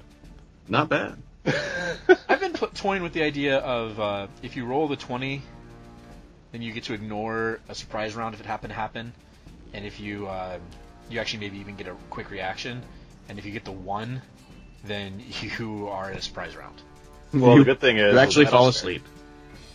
What does the alert do? Does that mean I can't be surprised? You can't be surprised. Yep. Yeah. So I'm already there. So even if I roll, even with that, I have the I can't be surprised. I'm alert, but I'm like, what? Some weird shit's going on. Frankly, I'm not surprised. I got a net 20 as well. Woo! What? Oh, come on. And your total is? 22. 22. How is that so low? Baby Bear, you're up first. We have no weapons, right? Correct. Oh, you know what's a great question is what my attack would be with. Okay. Make it a strength with proficiency, like an unarmed attack. Yeah. I get. I'm gonna reckless attack it, obviously. I don't think these are technically. It may not be able to hurt me, so I'm just gonna go for this. These are not technically magical, which is unfortunate. But I rolled an 18 and a 19, which are a 30 and a 29 respectively. No, the 18 and 19 would have hit. Yeah, so that was the first attack. Second attack is a 21. Also hits. So, am I rolling my bear damage here, or am I doing something special for you? Nope. Go ahead and roll bear damage. Okay. It's gonna be a lot of damage. 14 for the first attack. 13 for the second attack. 27 total. And 27 non-magical, right? Non-magical. Yeah, unfortunately. All right, Mara, you're up. Did it look hostile before the bear started attacking? It stepped out of the gateway, and even though you can't see any kind of definition in its form, its demeanor definitely told you that it is here to clear the path. It's not its job is to let nothing survive that's trying to get through this door. I do feel a little bit bad because I did kind of try to rush in, forgetting, of course, that I should have considered that initiative did not necessarily mean battle. My bad. Grugg's angry. Oh, fucking furious.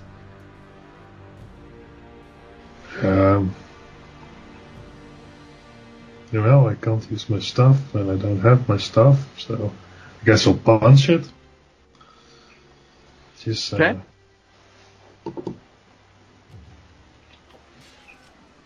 Yeah, I can use that forwards. It's a 15. Okay. Hit.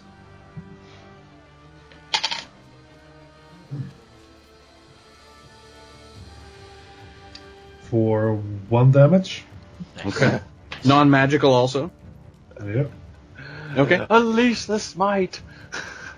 This strange lighted beast is going to go next. Uh-oh. It is going to first attack Grugg with a 29. Here's an important question. What of my class do I have? At this point, it's not going to matter much because your 4 hit points are now gone. Well, first of all, was that attack magical? Oh, yeah. God damn it, then yes. However, you are... this is... Yes. Yeah. Here's the interesting thing. So as this, what you assume must be some kind of magical sword, because again, no definition, it's still the same sort of amorphous blob. But this weapon comes down, slices through you, basically rends this poor baby bear. No!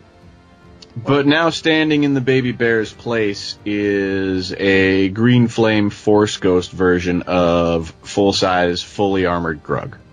Oh. Well, Grugg doesn't wear armor, so fully bared? Fully... Is it a bear? Because you were bear, now you're fully werebeared, only green flame force ghost werebear. I look like angry 7-foot tall Grugg.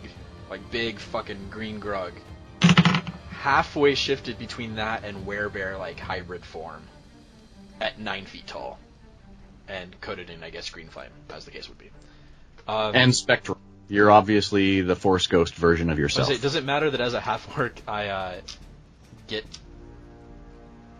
If I'm reduced to 0, I go back to 1. Will that change your policy at all here?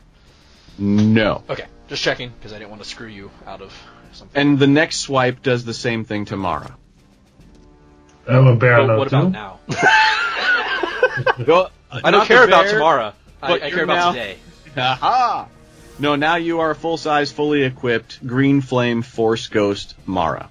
Okay, if he tries to attack Ramshackle, I'm catching his arm to stop him, because we're just going to keep Ramshackle like this. She only had the 2 attacks, and now it's Ramshackle's turn. Ramshackle, is there, like, rocks around me? Nice. There is only grassy plain around you. The only rock is the ground sort of beneath where you're fighting that was the top of the plinth. So does my shirt still have crap attached to it? Crap attached to it? Like Ramshackle's, like, trinkets and stuff? Yes. I'm gonna pull one off and throw it using sharpshooter. So that's a +1 to hit. Woo! That's a 15. Okay. This is a non-magical trinket, I assume? He's just a drink. Yeah, trinket. So that's what is that? What's improvised? 1d4? Is that how it works? Yep. D4 plus my plus Dex. 10 damage, I guess. Oh, plus my dex. Sweet. Plus your dex plus your 10. All right, so that's a max damage. That's 19 damage. Non-magical with a little trinket. With some like random old dude's like war medal Yeah. that we found somewhere. It was obviously a spiky war medal. I have a broken demon's tooth. I rip off and I throw it at it. Also a 15. Okay. That's another 19 damage. Okay. And then I reach down and I break off, or I rip off just like a little, just random sharp chunk of metal and just huck it. And that is I'm just rolling, so 13. That one sort of skitters past. Okay. Misses him. And it doesn't seem like any of these attacks are having any effect on this thing. It still looks like TV snow trying to kill you. Yeah. You guys aren't too young to remember TV snow, are you? No, I remember. Okay, good. Grugg. It's like, Does Grugg have weapon? Grugg is a big ass bear. Yeah, but he still wields his Oh, he great still axe. does. Yes. Yeah. Yep. Still has Great the axe. axe. Actually, even a real werebear has an axe. It's just not as good as mine.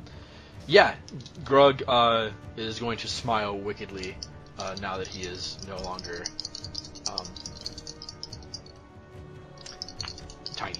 He is going to rage as a bonus action, for he is furious. And he is going to attack twice recklessly. First one is a 21. Yep. Second is a 24. He will deal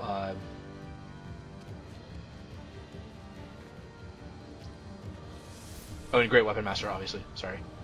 And those numbers were with the -5.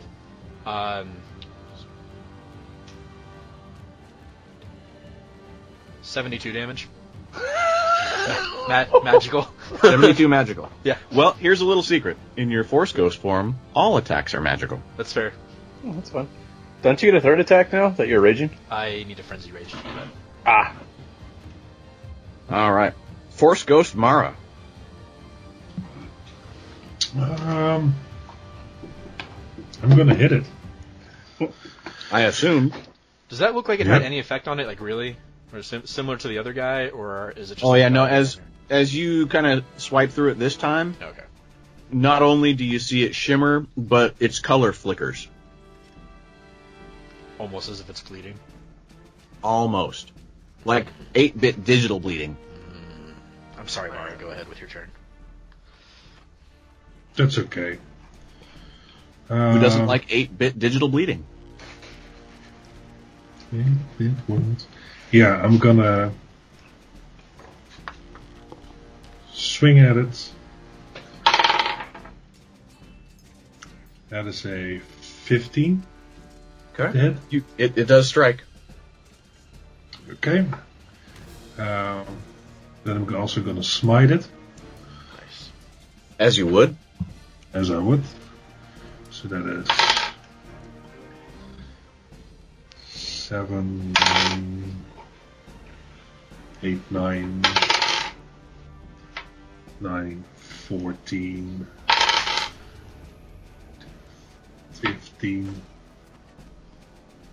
15 plus is 23 damage. Nice. All right. And it is up again, and it is going to take a swipe. You only get one attack, Lex? Oh, I'm sorry. Did I jump in too soon? You should have extra attack by now, I would think. Yeah. Oh yeah. Well, Yay! level 5, I'm pretty sure you have it. Yeah. That is a 20-something. Mm-hmm. Plenty.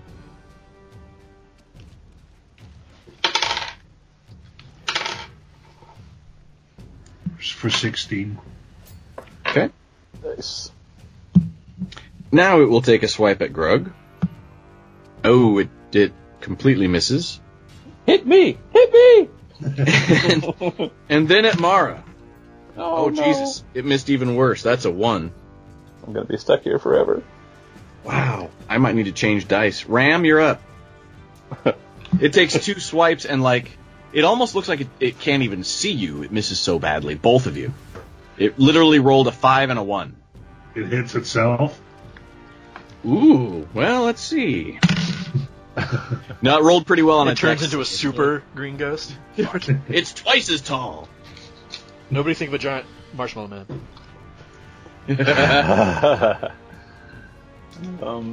Get puffed, okay. stay puffed. If we ever open a gym, that's what we're going to do. That's awesome. Like we're ever going to open a gym. Or a buffet. I don't care which.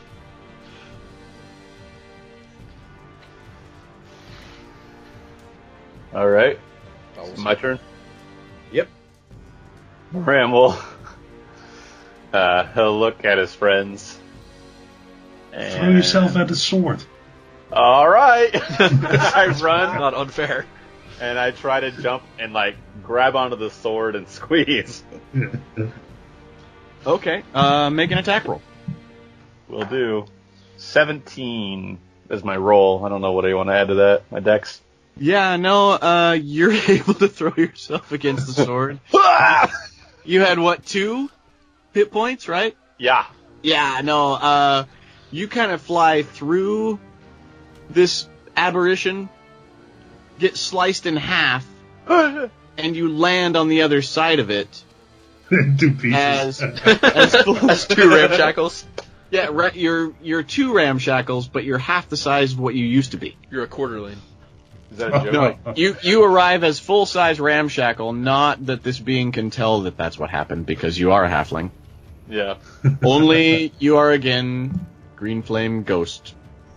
Also, don't you have the ability to, like, disappear inside your armor? Didn't we decide that you can turtle? You can totally turtle. I forgot about that completely. Yeah. Does the goat come, or is he still missing? No, he's not there. All right. Private issue. I will spin on my heels and fire my last 2 shots with my bow then. Okay. If I may. I'm just going to arrow him. Yeah, I'll pull out. It's already magical, so I'll pull out I'll try Radiant. That worked last time. Okay. Nope, that's a 5. So then I will shoot him and roll a 19 plus 12. Definitely strikes in the middle of the fuzz somewhere. This is a +3 longbow, so it is. Oh, I'm green flame. Doesn't matter. 25 damage. Okay. The next. Last attack. I'll also try to pull out another radiant. That's 15 this time. My attack is a 9 plus 12. Yep. And another 25 damage. Okay. And roll the d6 for the radiant. Will do.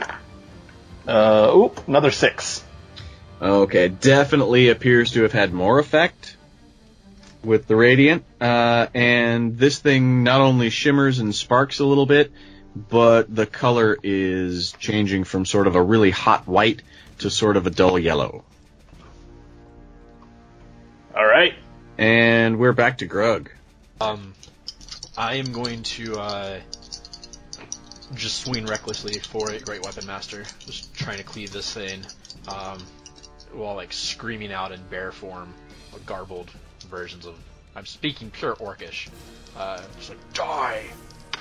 First Orcish, attack. but tinged with werebear. Yeah, essentially. So it'll just be like bear dialect. 30 for the first one. Just a bit outside. And a 1 and a 28 for the second one.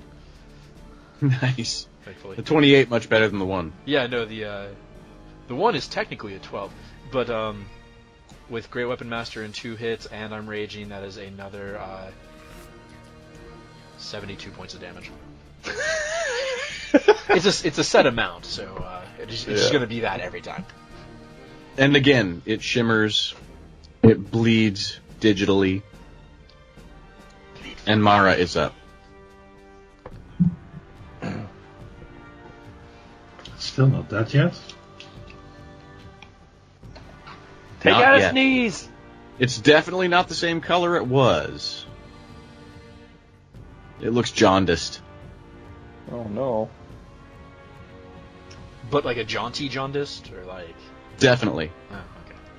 Like a jittery, It feels happiness. jaunty jaundice. God. Kill the happiness. It's not like you just keep hitting it. Keep hitting it. Kill the weapon. It's an 18 to hit. And a 23 to hit. I'm not going to do anything special, so just go for the same time before I forget.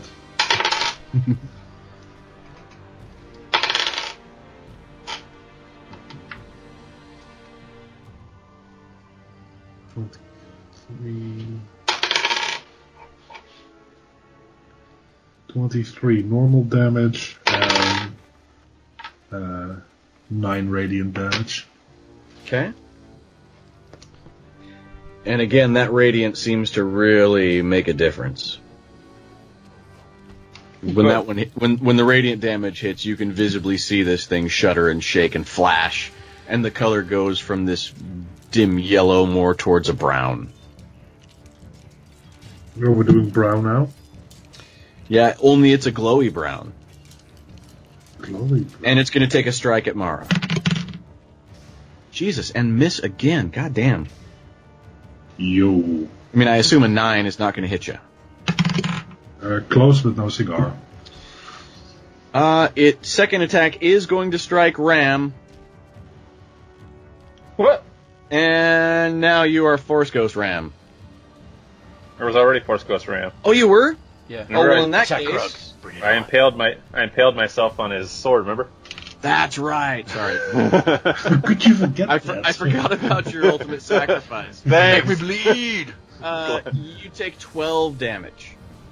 I do? Yes. Ah! Too afraid to attack me, ghost? But now it's your turn. It turns to you like you can't see its face, but you can see the whole thing kind of turn and face you like what you said just really pissed it off. So it's got reach, huh? And it's not looking at you at the moment. So am I within 5 feet, or I don't know how You're close- you're close enough to hit it. Well, I meant He's ranged. so I don't it's... my ranged attack. Oh no, if he is large, so he can Okay. swipe out things. You're a good 10, 12 feet away. Right. I guess I will fire my bow at him. Does that mean disadvantage? No, Okay. you're not that close. I shall. Seeing the radiant damage, just lovingly embrace him. I will continue that effect. As one would assume. Roll a 13 to pull out a radiant arrow. Okay. And I roll a 16 to hit with sharpshooter. Which does? And I will do, for my first attack, 24 damage. And a D4 for radiant this time. Oh, D4 for radiant. Okay. 2. Okay. Once again, pull a bow. 17 for another radiant arrow. Okay. And attack is another 16. I'm rolling 4s. Holy cow. Okay. Now back to D6. Okay. And this time I do 11, 21 magic damage and 1 radiant. And for my last attack, I roll 12 to pull out a radiant arrow and 20 to hit. It hits and don't even roll Okay, 26 damage. because his color has gone now from that dull brown almost to a black, and with that last shot, basically explodes. Only it's almost a flash and an explosion, but at the same time it sort of almost disappears, and you're left staring at a standing wooden doorway. 81 damage total plus radiant. Oh, Nice. plenty. Man, that's adorable.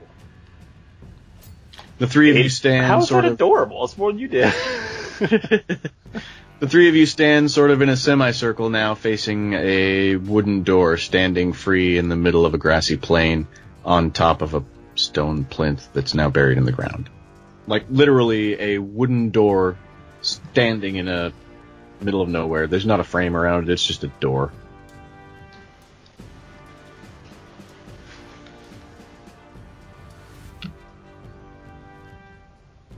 Alright, I'll go through. I'll try to go through. It's locked. I knock. Ooh. Oh. Goddamn players. Okay, first. How many times do you knock?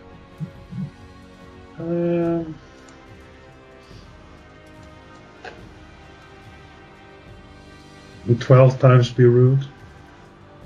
I'm gonna knock 12 times. 12 times. So is this like a fist on the door, bang, bang, bang, bang? Or is this like knuckle on the door, tap, tap, tap, tap? Yeah, I knock with my knuckles. Doesn't everyone? Okay. After like 6 of them, I'm going to like push her aside and slam on the door the other 6 times. So it's kind of a tap, tap, tap, tap, tap, tap, bang, bang, bang, bang, bang, bang. I'm technically still raging. Like, let's... Alright. Fuck None of that you, mattered. door. I was really curious as a DM. No, I'm kidding. The doorway creaks open. You don't notice a handle turn or a latch move. You've been, like, there was a tap, tap, tap, and then there was a banging, and then all of a sudden it just kind of goes. And it's about halfway open, and inside is complete darkness. Like utterly complete darkness? Utterly complete darkness. Oh no. It's like you're staring at a black piece of paper. In fact, when you walk into it, it's like, oh, ha, just kidding. No. Well, see, now we know it's safe to walk into. You just walk into it. Yeah, might as well. Yeah, I'll step through. I will have to like Jesus. squeeze through the door, I guess, but like I'm like 9 feet tall and 5 feet wide, so All right. I'm a big bear. I'm iron tough. Big bear, got a chest like a rug. Iron tough. I will take every opportunity I can to sing that song. Built for tough. Oh, that's terrible. Uh-huh. So, you guys all step through? Ram, as they walk through, he'll take one last look over the field and kind of go, "Where did you go?" Looking for his spectral goat. And then he'll turn around and walk through the blackness. All right. So, as each of you passes through this doorway, things vastly change. You are no longer in what should be considered any kind of normal realm. You're not on a different plane. You are somewhere else entirely. And in this place, you have very little sense of up or down, east or right, west or left. And I need everyone to make a wisdom save. Now, this wisdom save in particular, if you are wearing and are attuned to the cheap-ass quartz necklace that the dwarves offered, you have advantage and a +5. If you are not wearing said necklace and attuned to it, you have a -5 and disadvantage. Is this charm or fright? Neither. So I'm good. But, Jason, my aura of protection gives +5 to saving throws. Yeah. And I have the sword drawn, and that gives advantage, so it cancels both out. So I have an extra 5 and advantage. So this is why I wanted you guys to be prepared. Yeah. And didn't say no to any of your fun.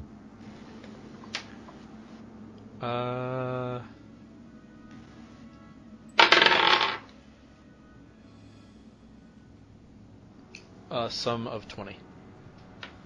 What am I rolling against? Sorry. Wisdom. Oh, well, that's not good. At least I had the +5. 19 for Mara. Okay. 21. That's with your plus 10? No, plus 5. No, it's for only Mara, 5 for Necklace. Oh, yeah. And then advantage yeah. from Mara. Well, I did it with advantage. It's 26. Oh, right, advantage. Well, no, I don't have Mara advantage. doesn't have advantage. Mara cancels I out. got excited. 26 for Ramshackle. Okay. So, Mara and Grugg, you sort of continue to spin. Oh, good, okay. You aren't taking any damage, but you are uncomfortable. You are at one moment you feel like you're on solid ground, the next you feel like you're falling on your back, and then suddenly you're landing on your shoulder, and then, you know what I mean? You were in this tumbling, bizarre, weird, up becomes down, becomes left but with 30 degrees down angle, and then changes again, and nothing is the same for more than an instant. And you literally can't see much more than just a purple swirl all around you. Kind of, yeah. What do I see? Ramshackle, you find yourself flat-footed, but the rocky ground beneath you doesn't even really seem solid, if that makes sense. You totally still understand that you are not on any kind of plane or existence that you understand. Although, this does feel purgatorially familiar. No! Yeah. No. You're not back where you were, but you're like, this is definitely purgatory adjacent.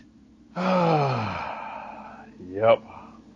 And in the distance of 360 degrees of desolate waste and hurricane, you see a glint as if off of dull metal. That looks familiar. What are my friends doing? You have no idea where they are. Oh. Although, Spectral Goat is by your side. Oh, you're back, buddy. Also spinning. No.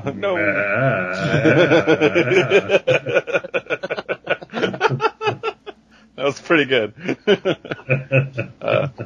I'll give the goat like a fake pat because I know my hand won't actually touch it. It just kind of pats the air on its head. Bit of a high five. Yeah. Are you ready to go, goat? Let's go, goat. Bye. All right. Ram will unsling his bow, look around for his companions one last time, and then head towards the dull glint. All right, you begin trudging. Unlike your last experience where the ground sort of pulled you faster than you could possibly move in real life, this sort of does the opposite.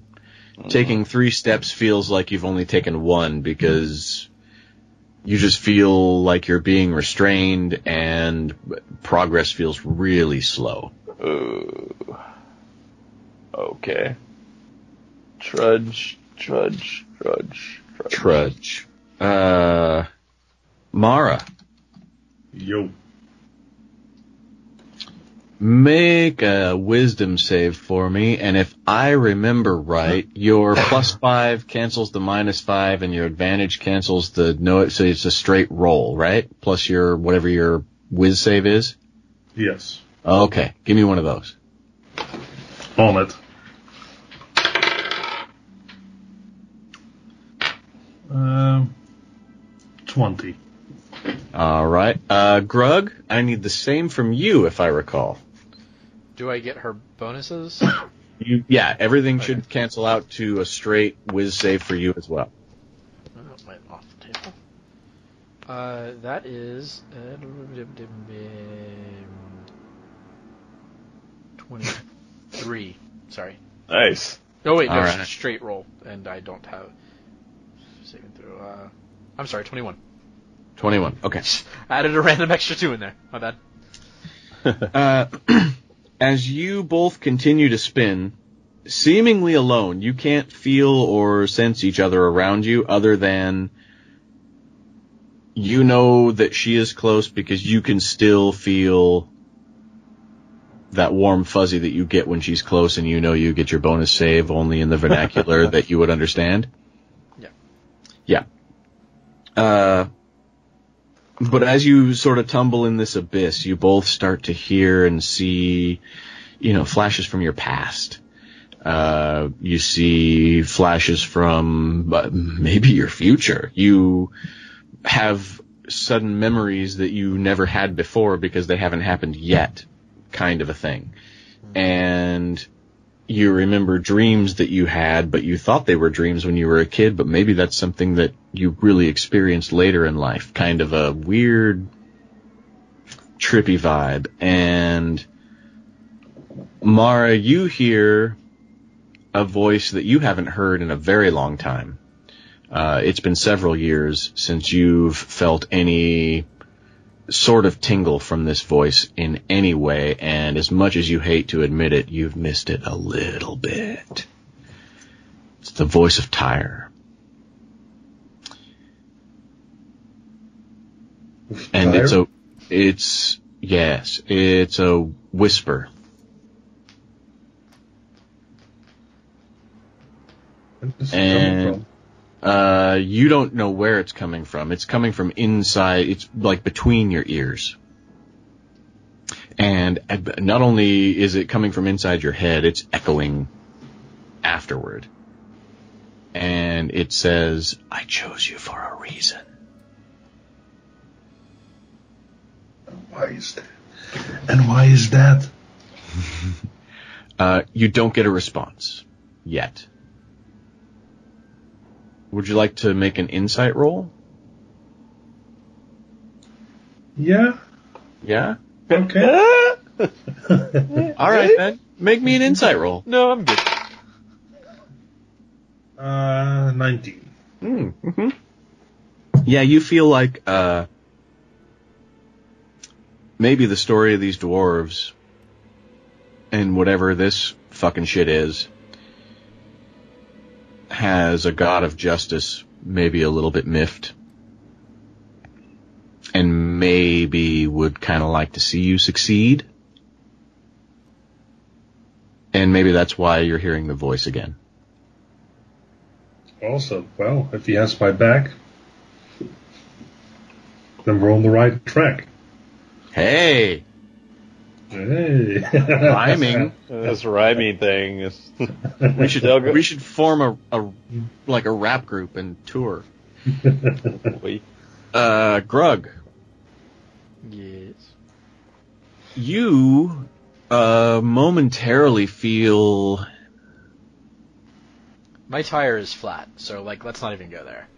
Right. No, that you'd never heard any of that. No.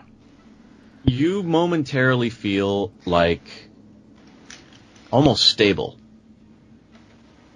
Like you still don't feel solid ground. You don't feel solid ground, but you aren't spinning so much as watching the spinning going on around you. And from somewhere, you aren't really sure if it's really far away and just an incredibly powerful vocal signal, or if it's actually coming from somewhere inside of you and radiating out. But it says your name in the deepest, most guttural form you've ever heard. And I'm not even going to try to French my mic to do this, but basically what it says to you is Grugg. And I'm sorry, what was your full title again? Let's get it for the record. So this is Grugg, the Blood Dredger. The Blood Dredger. Yeah, which is his last name anyway, but it's the. So yeah, it will address you with your full name as Grugg, Blood Dredger. Similar to Deadpool 2, my full legal middle name is Let's Fuck Shit Up, but that's not important. And it's going to say it in a language you don't understand, but you still know what it said. that And could be any language. It's like a very slow, deliberate, individual syllable, and it seems to take forever, but at the same time, you comprehend the entire statement in an instant. And you aren't quite sure if it's mocking or slightly admiring. I'll kill you! But it calls you by your full name and then says, you are the son of the priestess and the druid.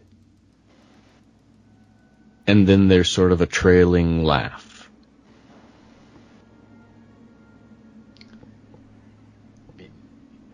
He does not know that to be true, so...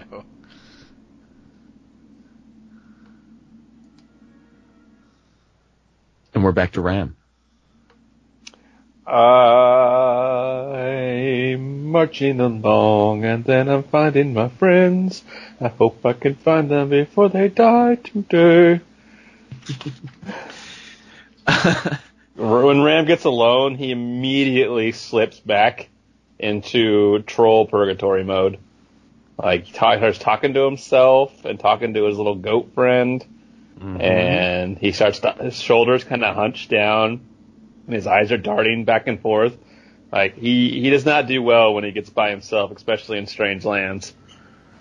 Yeah, I need you to make me another wisdom save. This is a different kind of wisdom save than the one you just made. You're not making that same one again, so you don't get the weird bonusy math. Okay. So it's just a straight up wisdom save? Just a straight up whiz save. And no extra Mara fun. Correct. Oh, wait. No, you do get the Mara fun. I do get the Mara fun? Yes, just not the +5 advantage from whatever it was. Oh, the necklace? That weird stuff. So just the Mara? Just the Mara. Okay. That is a 15. So not amazing, but not bad. Still not terrible. Still, pretty impressive, actually. As far as normal people are concerned. Wait, with the sword out, I get advantage? Okay. Is that what you said, Lex?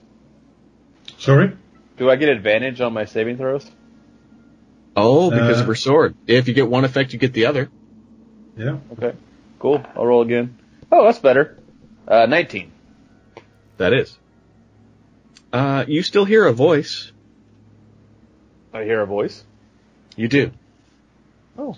And even though you know it's not the voice of the goat, it almost seems to come from that direction. Oh. And it says, "How you doing, Ram?" Oh. Hey, buddy. It's been a while. It has. Yeah. Sorry it's been so long. Oh, no, man. I'm sorry we couldn't save you. Ah. No worries, I've been in a great place. That's why I'm here. This? Well, I mean, this isn't a great place.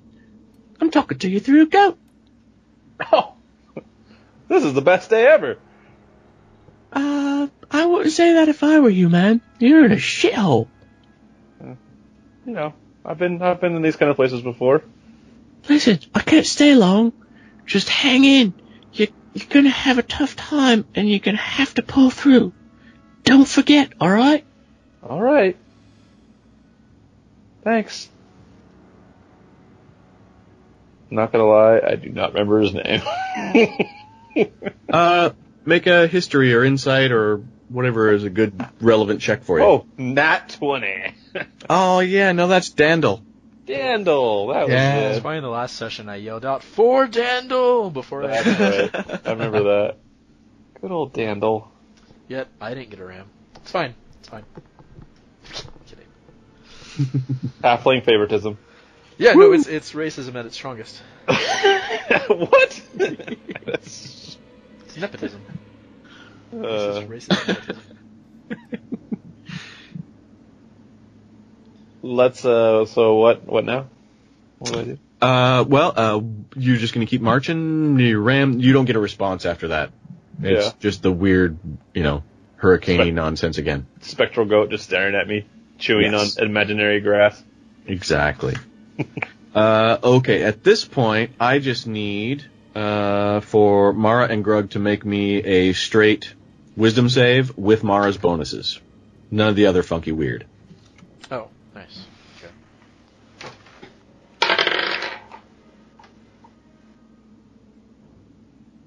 That is a 24. Nice. I forgot to add my thing in that time. That was very confusing. I got a 19. All right. Both of you find yourselves on either side of Ramshackle. Whoa!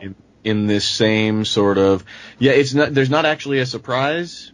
They just sort of are there out of the swirling mist of stuff, and you kind of always sensed them, but couldn't see them, so it's not like a surprise that they're there, more of a relief.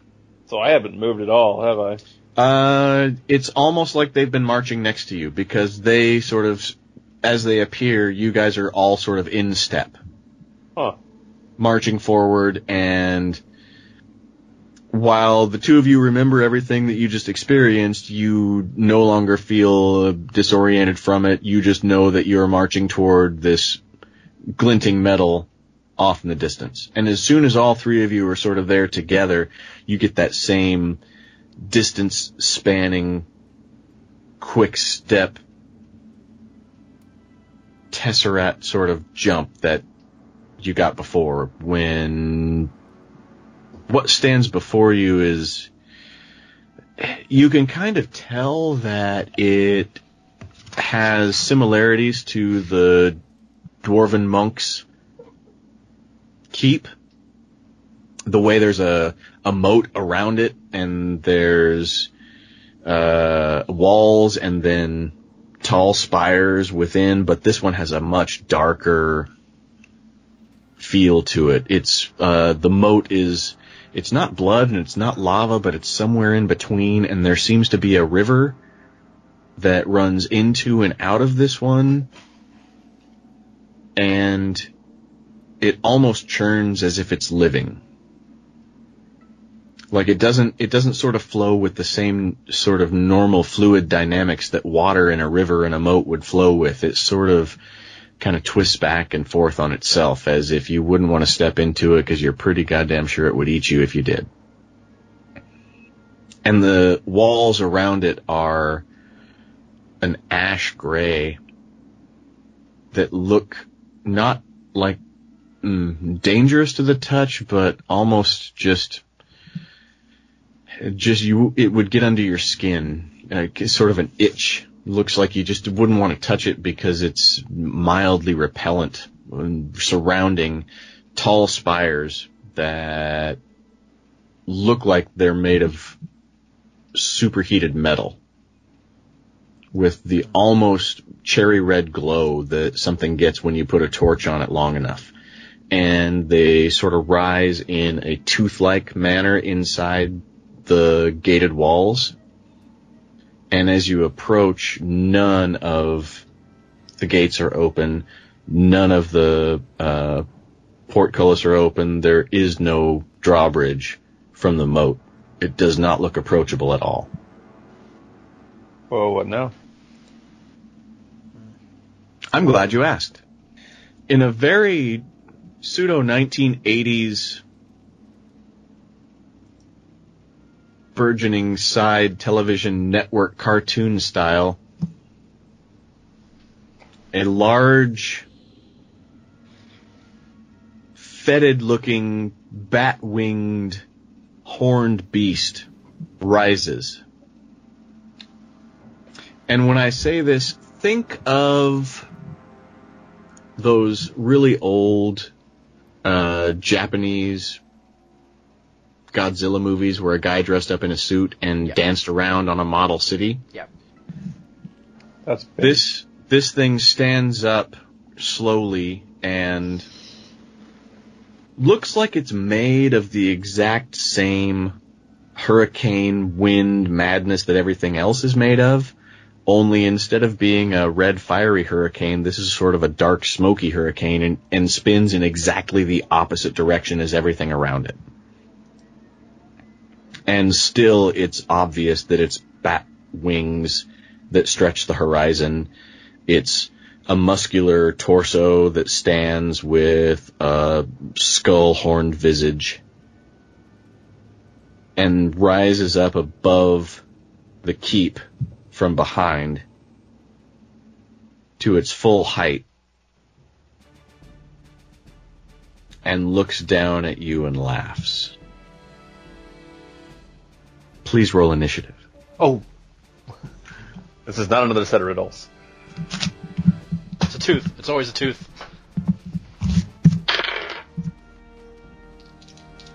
Ram got 26. Nice.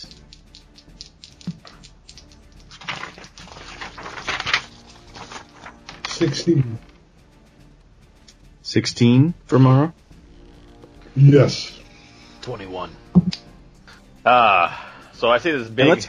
Just to make this easy on everybody, it's going to step over the entire structure. Yeah, no. Stand right in front of you. We don't all so have that if you tags. want to hit it, you can hit it. If you want to talk to it, you can talk to it. If you want to pee on it, you can pee on it. We don't have a bard, but it could try to seduce it. I'm just saying you're close enough to do what you want to do. Okay. I look over at Grugg. It looks like he's about to charge in, I'm guessing. I mean, he's a bear. All right. I'm going to try to pull out like a supercharged version of the Radiant Arrow. If I can try to do that. All depends on the roll. That's a natural 20. Oh, okay. Then yes. And then I get advantage on my attacks. So that is off the table. So that's a 22 to hit. That is enough. Okay. So that is 25 magic damage. Okay. Because you critted the arrow, we're just going to double it and make it all radiant. Oh, double it? That's fair. Yeah, so it's 50 radiant. Damn. Boom!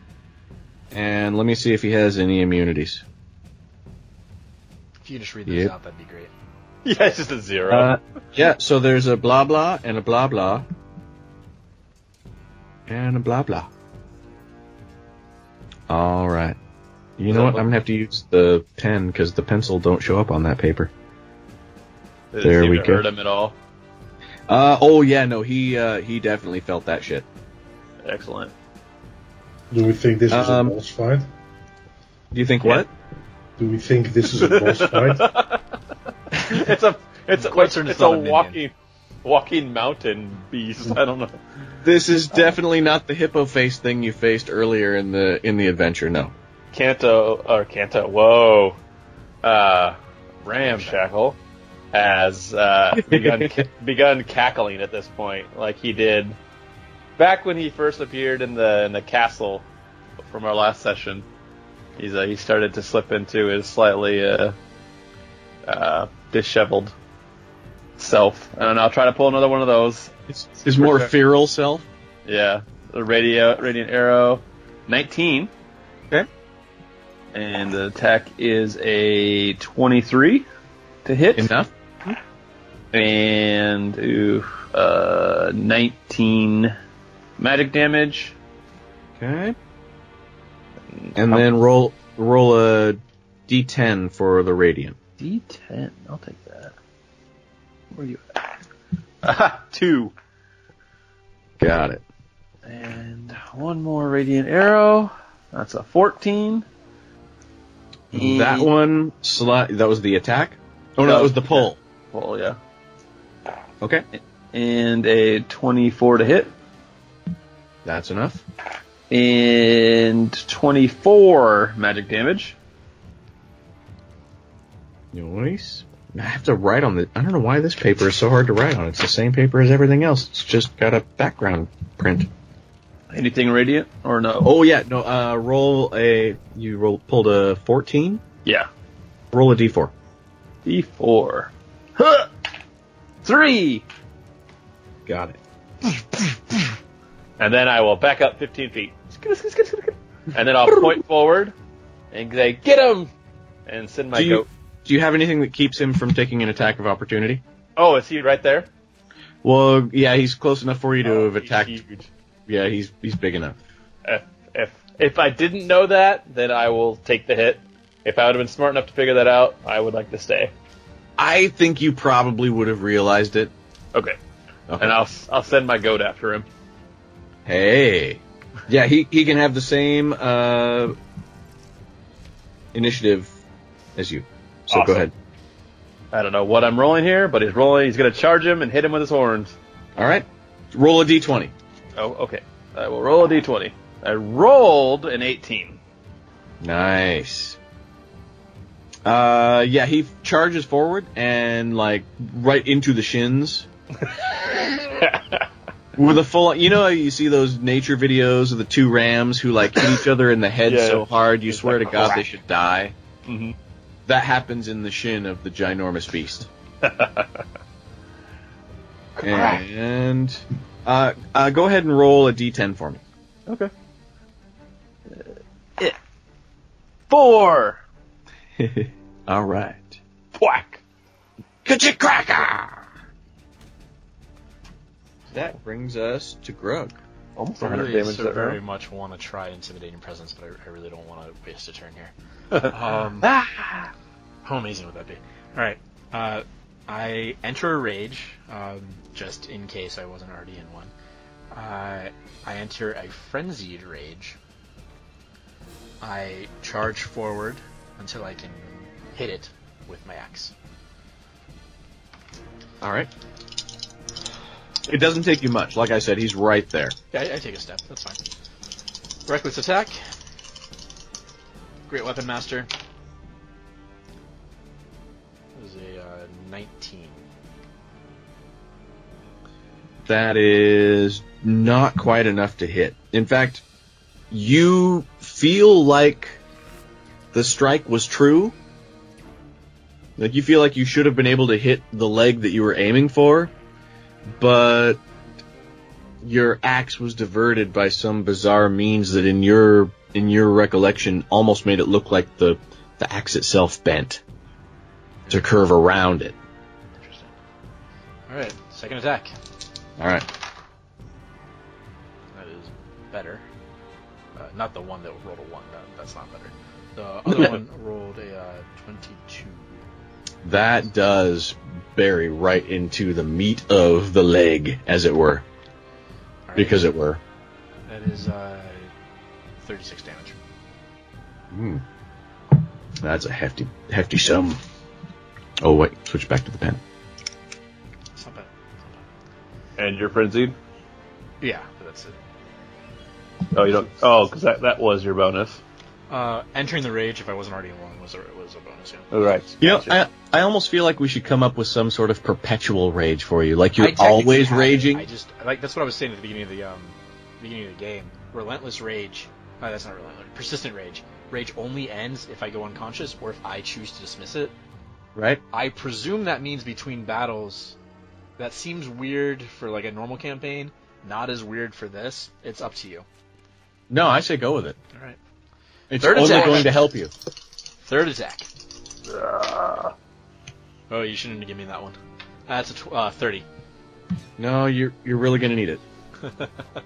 That's another 36 damage.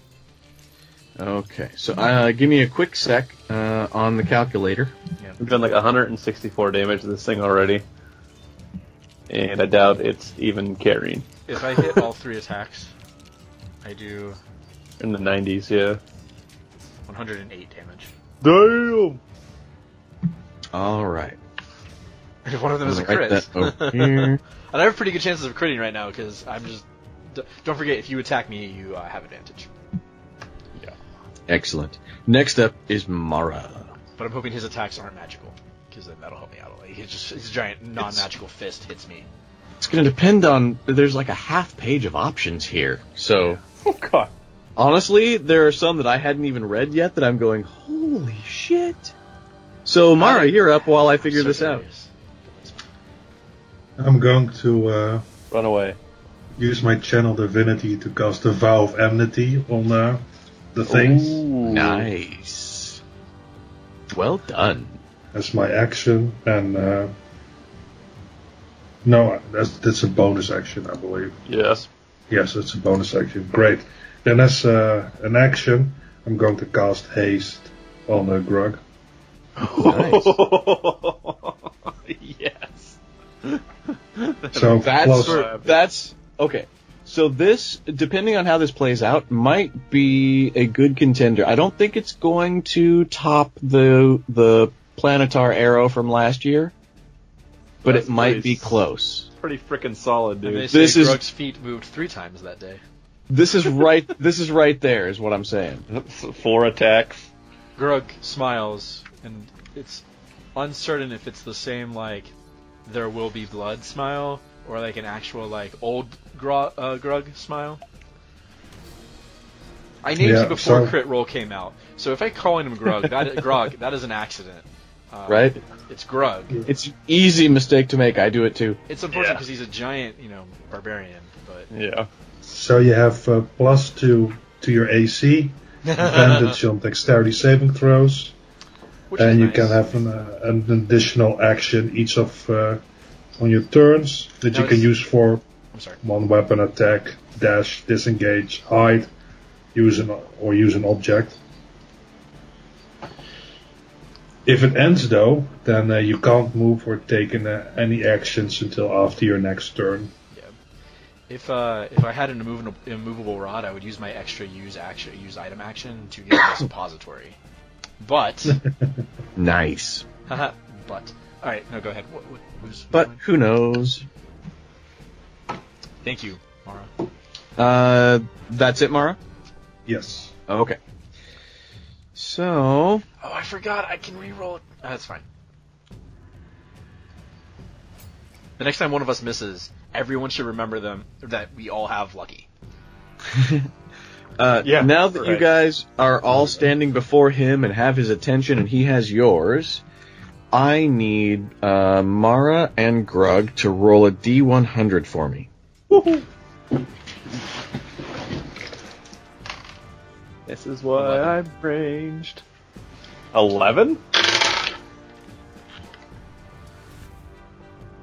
6 or 9? 9? No. Oh. Well, I just... it should be that. Which makes it... I'm having trouble reading this dice. What it is. I think that is a 9, so that is 91. 91. 91 and 11. So one of you's fucked. You know, That's how much damage we take. honestly, Are you trying to determine who to attack? Or is this one no, that's action? Okay. no. This goes back to you guys having failed a couple of wisdom saves before. This is so the thing is, Grugg doesn't change a goddamn thing about your character. That's the great thing. Oh yeah, no, I'm fucked. No, I mean it doesn't affect you at all. Oh is yeah, what I'm saying. Do you find yourself often withdrawn and moody, dwelling on insufferable state of life? No, something happened to him in the last, like, you said it's been 7 years, in the last, like, 5 years, that they're unaware of, and it basically had to do with what he was trying to build and do, and it just was utterly destroyed, like, taken away, right? And Gotcha. so he reverted to Blood Dredger, because, yeah, life is not worth living except for the adrenaline surge you get in combat, and that's why he will attack an enemy until it is mutilated. not Yeah, I just dead. figured withdrawn and moody kind of fitted That's where actually, you were. That's actually probably pretty accurate, yeah. Right? And Mara, this might affect you a little bit, but you're kind of feeling like everything's for nothing. Like, it's just futility. Everything you try to reach for is... There's really no satisfaction in any way.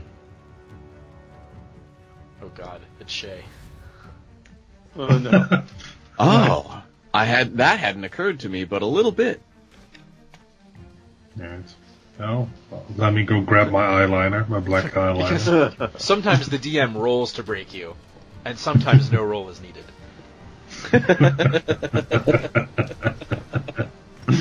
That's the difference between the seasonal DM and the. Right? And now, this thing is going to go. That's fair. But before it does, Special guest star Pat Rothfuss. you my hear. god. Suddenly, there's a chandelier. I'd be so happy. Was this a spell, by the way, that happened to us? No. That's a good question because I also need to know anytime a spell is cast within 5 feet. Well, let me reread real quick just to make sure. Probably not. If Grugg goes mad within the line of sight, roll the madness on table to determine the nature, which is a character flaw that lasts until cured. Oh boy. Cured by what? You don't know. Dun dun dun. I mean, I scream for most of this, but Yeah, but I mean, is it like a cure from a disease, or is it like a curse? greater restoration. Out of character, you suffer from the condition known as madness. Yeah. Ma. You guys are those little gnome, or what are those things? Durgar buddies? Zero. Oh yeah. Darrow. Okay. Which are just batshit crazy, to quote Chris Perkins. Yeah. I wouldn't go batshit. Maybe like a bat pea. Is there a difference? Guano. Is this I thing would, ready but to, I guano. Is this thing ready to kill us now? I want. Well, it is its turn now. And I'm reading this thing, and I'm looking at the attack damage. And I'm really thinking that 50 that let everything off is what would still hold its attention. Oh shit! Didn't I do? Didn't I do 2 attacks to it? Yeah, and there were separate attacks that That's did, fair. That's fair. more ultimately, but that first one, I think, is really what's going I should have made him to, afraid of me. God damn it. yeah, that's really going to hold its attention. And so, I did do 100 damage to it. but before it can move, what I was going to say was, Mara, you're going to see a bright flash of light in the sky. So much so, right? You're still going to see it so bright that it kind of washes out the swirling madness for a second, and it says, or you hear a vaguely familiar voice, not that you care to know who it was, but it says to remember who you are. And then That's what I was thinking. Oh my god. It's been 24 years. I will still murder a wildebeest if I meet one. Motherfucker, I am still angry. You a wildebeest, your life is forfeit. You a wildebeest lover, your life is forfeit. Well, long live the king. dun dun dun. And then that flash becomes visible to everyone as it condenses on this beast. And instead of being, hundreds of feet tall, suddenly now it's only huge. Only. So it's still, We can kill it. it's still pretty That was for big. you. But now it might be described on paper as a huge fiend (parentheses demon). Oh, good. Oh. This is not what I thought it was. Alright. All right. I didn't have something specific, I wasn't imagining fiend. Interesting. Yeah, and what it does is it lowers its right arm, which appears to be holding a wand, Uh-oh. and it points it at Ramshackle, and it says, I wink my red eye at Ramshackle. "Oh, this I love." What? I don't know what the hell. So, like this. no, this is really cool. Number one, because I know it wouldn't have. Yeah, so Ram, you feel. In fact, Ram and Mara, you both feel a kinetic energy. Oh, see, that's You close. feel almost like you were a nail about to be hammered, and something shielded you, but you and the shield still felt quite a bit of thud from whatever that force was. Let's just say it was right around the 100 hit point type of thud. Okay. So what does that mean? Well, it means nothing for you other than you're like, holy fuck, what was that? And Mara's like, ouch, no shit, what was that?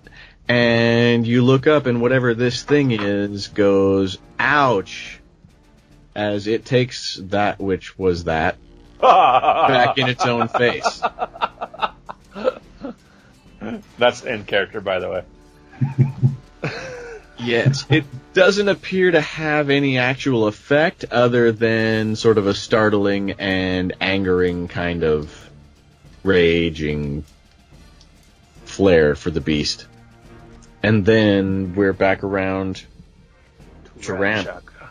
Alright, Ram's done with this. I'm going to pull out an arrow of blinding, Oh, I like. if I may. And that's a 19. Okay. And then I will fire with sharpshooter.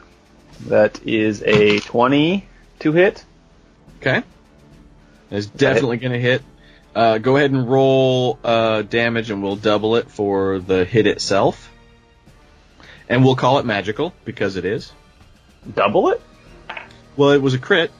You rolled a 20. Oh, no. Non-nat, I'm sorry. On that, yeah. Does that Still still magical. hit? Okay. Oh, yeah. Okay, so that is 20 magical damage. And I don't know if the blindness arrow does anything. We are going to... Oh, and I would also like to add superiority dice, combat maneuver of, and hear me out here, I'm going to try to knock him down. Oh. All right. Yes. This is a tripping strike? Is that what this is? Yes. All right. I'm familiar with these. Those of you familiar with Bar Gaming might know why I'm familiar with these. I have no idea what you guys are talking about. Strength save versus 19. I'm telling you, this is the best way to go fighter. Strength save versus 19. Yeah, I rolled the save before not quite knowing what I was saving against yet, because, well, no, you know what? I'm going to re-roll, because I rolled that one against something I thought was different. Still. Yeah, he blows that right out of the water. Still takes D10 damage, takes 8 more damage from the superiority die. And the blindness arrow, I don't know if it does anything. Blindness, I want to do, that's what I rolled for before. Okay, so I'm guessing he made that by a lot. Well, no, that one I want to, we need to do a little math here, because what would a DC be for you if you had a spell? We're talking... My ranger DC spell save is 15. Oh, okay, he beat that. Okay. So, not blinded. Well, in Yeah, fact, I wonder if he has... That's using wisdom, so I'm guessing... You know what? You can see him kind of visibly have to shake that off, though, so maybe... Like a flashbulb. In an out-of-character way, you know he's not immune to that condition in particular. Okay. Alright. Let's try another tripping attack. I want to knock this asshole over. I'm going to pull another blinding arrow. That's a 2. That's not going to work. And then to hit, that is a 20 again. That is just enough. Just enough, dear Lord. And damage is a 19 magical. Okay. And I combat. like how you said that with disgust. Like that wasn't enough for you. That's me rolling a 1. No, I know. So he takes D10 extra damage of 4, and he has to make a DC 19 strength save. Oh. Yeah, he passed that. Dang. Alright, let's try I actually rolled a nat 20, and he gets a +8 to strength saves. So he's alright. Yeah, he's He doing okay. gets big again. Huh. I say No, he doesn't get big again, but he does that really creepy, like, kind of jug head flex thing where he flexes so much you can see the muscles in his neck too. Yeah. so. Instead of that, I'm gonna try to pull out a explosive arrow. Okay. Fire that at him. 15 for the arrow, Okay. and then oh shit. Oh, I can reroll nat ones with Yes, my you can. lucky. Yeah. Not with lucky, with halfling luck. Yeah, I know. That's a 22. Still rolling freaking low on every roll. I change dice. 22 is enough. And damage is 23 magical.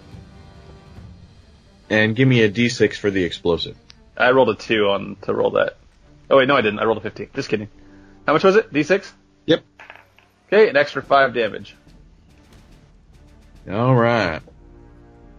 And then Grugg? I will have Oh, sorry. the ram attack as well. Oh, that's right, the Rams. Okay. You know what? Fuck it. I'm gonna action surge. Well, why not? Shit, screw this thing, dude. Alright. So, radiant arrow. I rolled an 11. My attack is a 22. My damage is 25 magical. Okay. No bonus from the Radiant.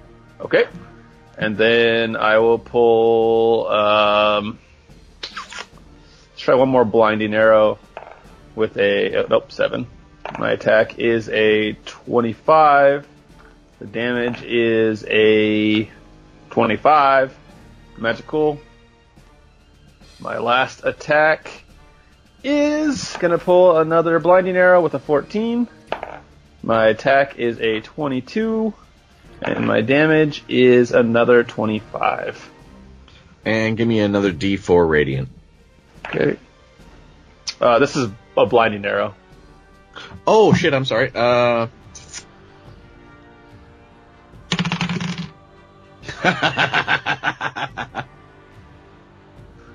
I'm sorry. That wasn't foreshadowing in any way. Okay. Yeah, okay.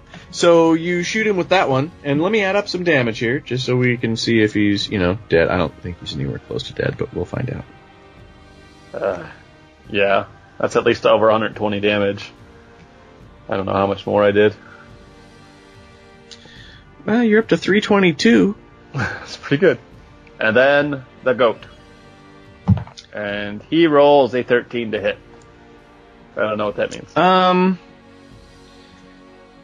He is going to actually pull up short because this giant fiend is going to sort of stutter step, drop its wand, which evaporates, and reach up and cover its eyes. Ha ha! Excellent. All right. I think I've Just for you viewers at home, I rolled a natural 1. just for them. I'm pretty happy with that turn. So yeah. Yeah. So Grugg. He's blind, so I technically get advantage, right? Yes. So I will not reckless, even though I guess technically I probably still would, but that's fine. But these are all Great Weapon Master. 24. 22. That was close. And 29. Dang. All well above what you felt like you need. Okay. Sorry. I had a mouthful of cracker for a second. I thought around 20 was correct. It was. But it seems like, no, as the warrior that you are and have become especially, you're able to sense a sudden weakness. We're gonna make this real easy for you. You said we did 322 before? Yep. Bring them up to 430. Yeah, as he goes for his eyes, I go for his knees. and you start chopping, he starts to fall. And you... That can't hurt me, it's fine. No, he starts to fall back. Oh. But you don't stop. No, I wouldn't. You continue to climb him Oh, yeah. as you hack him. Oh, yeah. So it starts doing at the salmon shins. ladders up him. Right, totally. It starts at the shins, and as he falls back, you start to climb, and you're above the thigh, and then you're into the ribs. And as you come across the top, you take a swipe, and you actually remove its demon head. Oh, yeah, that's what this weapon's made for. That's what it does. Mm-hmm. Indeed. Yeah, I don't stop. No. No. Because you can't, you won't, and you don't. I'm too legit to quit. Indeed. And as you land on the other side of the beheaded beast, you realize that you have used its body to span the moat. And I get 5 temporary hit points. Excellent. All right. As my cloak soaks up its blood. I don't know if anybody's actually keeping track of the math, but that motherfucker was worth 90,000 XP. Oh yeah. That's a 9-0 And we just followed by a fucked him up. 000. What was the official on that one? What was that? I missed the description, I think. No, it's not technically this. I was using it, but that was Orcus. That's what I thought. Okay. Yeah. What is it? Orcus. Orcus? Demon god Oh, of the undead. we just killed an Orcus template. 5e version? Yep. Damn. And I just want to point out, I didn't do a single point of damage to him. No, but you saved Ramshackle's ass. You did. You did. I was going to ask apparently you wasn't earlier if it necessary. had 2 baboon heads, because I wasn't certain what it was going to be. Grugg, you realize you had another attack too, right? Oh, no, you already I had rolled all 3. Okay. That's No, how you I had do 4. 108. You had 4 Haste. attacks. So, Yeah. because Grugg is continuing to... Thank you. Yeah. Oh, I really thought that was going to be the crit. That's a hit, so add another 36 points. So 466 damage. So still well above what you Can I needed. do 200 damage quickly? It'd be close. It would be handy if you could, because you're not done yet. Oh shit. Oh no, There's my action. I got more inside. Unless I needed to use that attack for something else, that's fine. I blew my load, guys. I got plenty. Well- Don't worry. You're out of initiative. I'm still raging. I'm still hacking at it. Oh yeah, and you all have a moment of respite if you would like it, but basically you have this giant body of a beast bridge across a swirling living river. I'll take a I'm quick doing my short best rest. to destroy this fucking bridge, guys. Just a heads up. Grugg is not stopping. I'm not I being, will- like, cute. Grugg is not stopping. I will climb across, and then I will rest until he gets back and get all my hit points back. How about I'll Mara? move across too. All right. Okay. Once you're across, the portcullis across the gate is closed, so there's no easy access into this gate or keep. Did you say you wanted to rest? I just took a quick short rest to get my hit points back, if that's all right. While he's hacking at the bridge. So let's see. How also, do we want to? your haste would have faded off. How about if everybody just rolls me a straight D20 to see how we go with getting a short rest? Oh, we don't have to take one. Well, if By you'd the like way. to try, let's try. 10. That's up to the rest of the party. Does I'm anyone even need one? I'm at 260 hit points. I only lose things if we rest. So Nope. Let's not rest then. Never mind. Technically, I don't have to end my rage. I mean, I can just keep going, so it doesn't really matter actually. to I'll me. just second win sometime during the next battle, and You also have a get- healing potion. Don't forget. I do, but I don't want to use What? it. I'm only 12 down. Oh, yeah. How much HP you're down? 12. It's not even worth Okay. the slot at this level. I don't think. No. I pat you on the back and give you 12 hit Oh, I hit forgot points. you can do that. Oh damn. Yeah. Thanks, Mara. Yeah. This is where I think paladins start to shine as healers because you can just Blink. be like, I have this pool of it, rather than wasting a spell slot or anything like that. Yep. So yeah, let's keep going. Grugg will.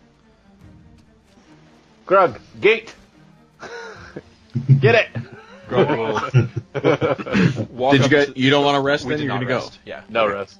So Grugg will walk up to the gate, firmly plant the axe in the ground, grab 2 edges of the portcullis, and start to lift.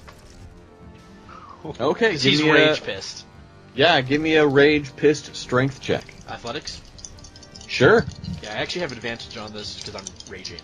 Nice. And a massive bonus to it. Wait, how long ago did I cast haste? He's already out of haste, probably. How long does haste last? A minute? A minute. And you're only Yeah. Close. you're No, only out you're- for 6 seconds, anyways. Yeah, no, I would say, let's see, 18. Yeah, it's still active, but it's not going to be for long. Does Okay. it do anything for me in this case? I don't know.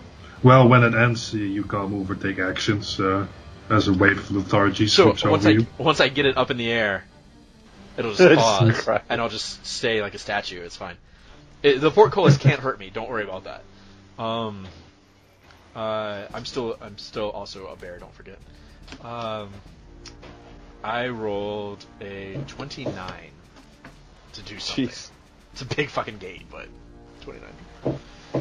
29. That's like almost godlike strength. Yeah, no, that's not bad. That is pretty impressive. It's an That's 18 not bad. No, 11. You're actually able to lift it. In fact, you're able to get it up just like Oh yeah. above knee level. Like you've cleaned, but you haven't jerked yet. So get it up Why don't and you jerk. try- get up just- and jerk? Let's just keep it rolling, guys. So what does everybody else want to do? Go under the gate. I'm going to use my intimidating presence to ensure this gate stays up. While I let go of it. Stay. Okay, make a charisma roll or an intimidation roll against the gate. The ability is a DC save, but I will do my intimidation check, which is I'm actually trained in because I'm a half orc. It's an 18. 18. And what was the DC save on the ability? A 14 for intimidating presence, which is why I Okay. used it on the monster. Well, I rolled a straight 19, but I don't know what kind of penalties a wrought iron gate would get. So let's say He probably doesn't give a shit. let's say it this way. You believe it will hold. It's fair. So you guys can sweep under or whatever, and then I'll use Yeah, a little bit of my haste to push under. Well, I'll grab my axe and then push under. You guys are able to make it inside, and you find yourselves. Luckily, you've been here before. So I have to imagine that by level 17, with what you have been through in your motherfucking careers, you have been through this kind of an entrance before, where the portcullis is a 2-gate system, and in the middle is a murder hole with little fuckers above you dumping hot shit and heavy rocks on your heads. Guys, it's cool. It's You're a gate. bear. I got the other big gate. We're fine. But as you guys roll in, I imagine you understand this, and you kind of keep to the walls and away from where anybody can actually hit you with anything important. And you're able to make your way around to the second gate. And yet, as you get there and take your position to go ahead and just godlike strength this motherfucker up, nobody's thrown anything on you, and there's nobody on the other side of this gate yet. I rage the gate. Rage raise? Yeah, A rage aze? it's not a that's not a great roll. So I apologize to my friends. That's a 26. Oh, you suck. Yeah, Not bad, guys. So we're terrible. still gonna call that at least like it's enough for everybody to belly roll Demigod. under. Yeah, I know. Yeah. Herculean It's at best. still up there, but yeah. Oh, you might make a Marvel comic, but maybe not DC. I don't know. Don't get me wrong. 5 under your max is decent for the average Joe. But We'll see. Excuses. when we Yes. get into the if we get into the open a bit, I'm gonna take a sniff because I just remembered I get advantage on sniff rolls, and I want to use that once. Fuck. Natural 20 to sniff. Really? Didn't you do that, Yeah. Didn't you do that last game too? Something like that. Yeah. Has anybody started under the gate yet? Oh, I thought we were. We're I'm all- sorry, I thought we were all we're had all gone under through. the gate. Oh, you're all through. Yeah. Yeah. Okay. I'm going to need you to make me a... This would be a wisdom save. I smell a trap. I and haste. I presume that happened in the murder hole and we just kind of took a breather. I just want to be sure. No, this is after you get through and you do your sniff. You sense something very strongly, and I need you to make me a wisdom save. Is this any sort of It's not charm magic or fright? Nope. You are next to Mara. Let's say it's fright. Why not? I'm immune to it. Okay, make the roll for me anyway. Yeah, okay. In fact, Mara's. wait. If you're immune to fright, you could make it a perception roll if that's better, if you'd prefer. Well, so I did that perception for the smell and rolled the 20. Do you want me to roll another one? I thought we were already through the gate. That's why I was saying that. I didn't realize we had paused. No, let's stick with the 20. Okay. And you're through the gate, because I think I'm the one that was mistaken about you being through the gate. I thought I just brushed it under real fast. Yep. So, as you all pass through, you all stand up, kind of brush yourselves off, kind of chuckle at the crappy security of a joint like this. And Grugg, you kind of stand up. You're still sort of in half bear form, yeah? I'm staying hybrid, yeah. Right. So, you visibly, your head even bobs as you sniff the air. Mm-hmm. And every hair on your body bristles. You don't recognize the smell. You have no idea what it is. But what you smell is strength, aggression. You smell the pheromones of a predator. Oh my god, yes. He tears off what little, shirt, tunic he's wearing and just throws it on the ground. Just revealing the giant bear tattoo, that's all, super tribal across his entire body now. Yeah. He's basically a Ramshackle. loincloth. Ramshackle does the same thing in his little tattoo. Ah! Ramshackle's like, what are we doing? What are we doing?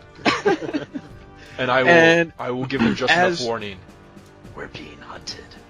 As you're going through these motions and you're saying these things, you notice that from around you, seemingly as if out of mist, there are the spectral forms of dwarves stepping forward.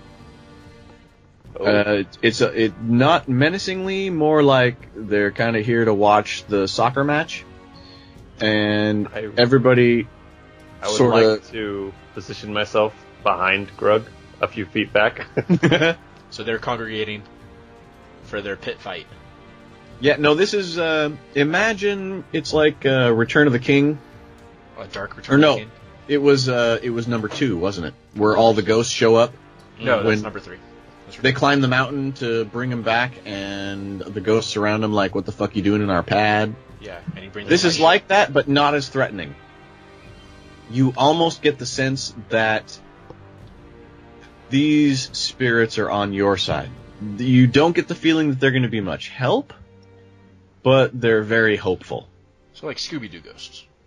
Do I see Kinda. Taruk and Riordan, whatever the name is? Let's make a perception check for me. Sure. 16. You don't see them, but you do see a familiar-looking halfling druid. Dandel. Standing kind of at the edge. It is Dandel, and he kind of gives you a wink and a nod, and sort of his chin goes up. I point to the spectral goat. A big smile on my face. Okay. He returns the smile. In fact, everybody make a perception check as you kind of look around at this bizarre new ring of spectators. Spectral spectators. Is that a potato dish? I gave up my spectrant. I gave up my perception training for this one, so I got a 14. Okay. Relies on sight. 20. A 20. Nice. We'll start with the 20, but I want to go back to the 14 and have you roll advantage because you don't rely on only sight ever. You also rely on smell and hearing and other whatever beastly senses. Yeah, that's not better. But as far as the 20 goes, Take fine. Thank you, though. You actually see, and it doesn't surprise you at all, because this kind of happens to you, Mara, on a regular basis. You see your sister, and she's standing, as usual, sort of close enough to be seen, but not, in a super obvious kind of way. Obviously in support of you, obviously cheering, hoping that you'll be successful again. And it just sort of reinforces to you a little bit of why you're here, although you still don't feel like anything you do here is going to make much of a difference in anything. Nothing really matters. Grugg, you look around and you see a lot of dwarves. You see what you think might have been a hairless dwarf in a monk's tunic, but you're not really sure. But I would imagine that just looking around and seeing a bunch of ghostly dwarf figures would piss you off further. Oh, he doesn't care. He's at best looking to see if something's coming. And out of pure excitement, not out of... Well, you can't see... Obviously, none of these things are what you sense. Yeah. None of these threats are even a threat to you, as far as you can tell.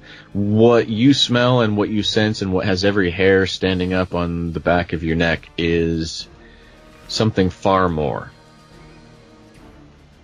And as you all look around, you realize that you're no longer standing in the courtyard of a castle keep. There's nothing around you. You're once again standing on the reddish, rocky, hell-like soil of a purgatory-like whatever it was. But rather than a glint in the distance, this time the threat rises exactly in front of you. And you cannot discern the shape. Looking at it hurts.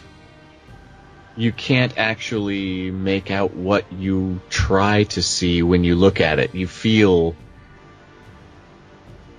almost injured just trying to understand what stands before you.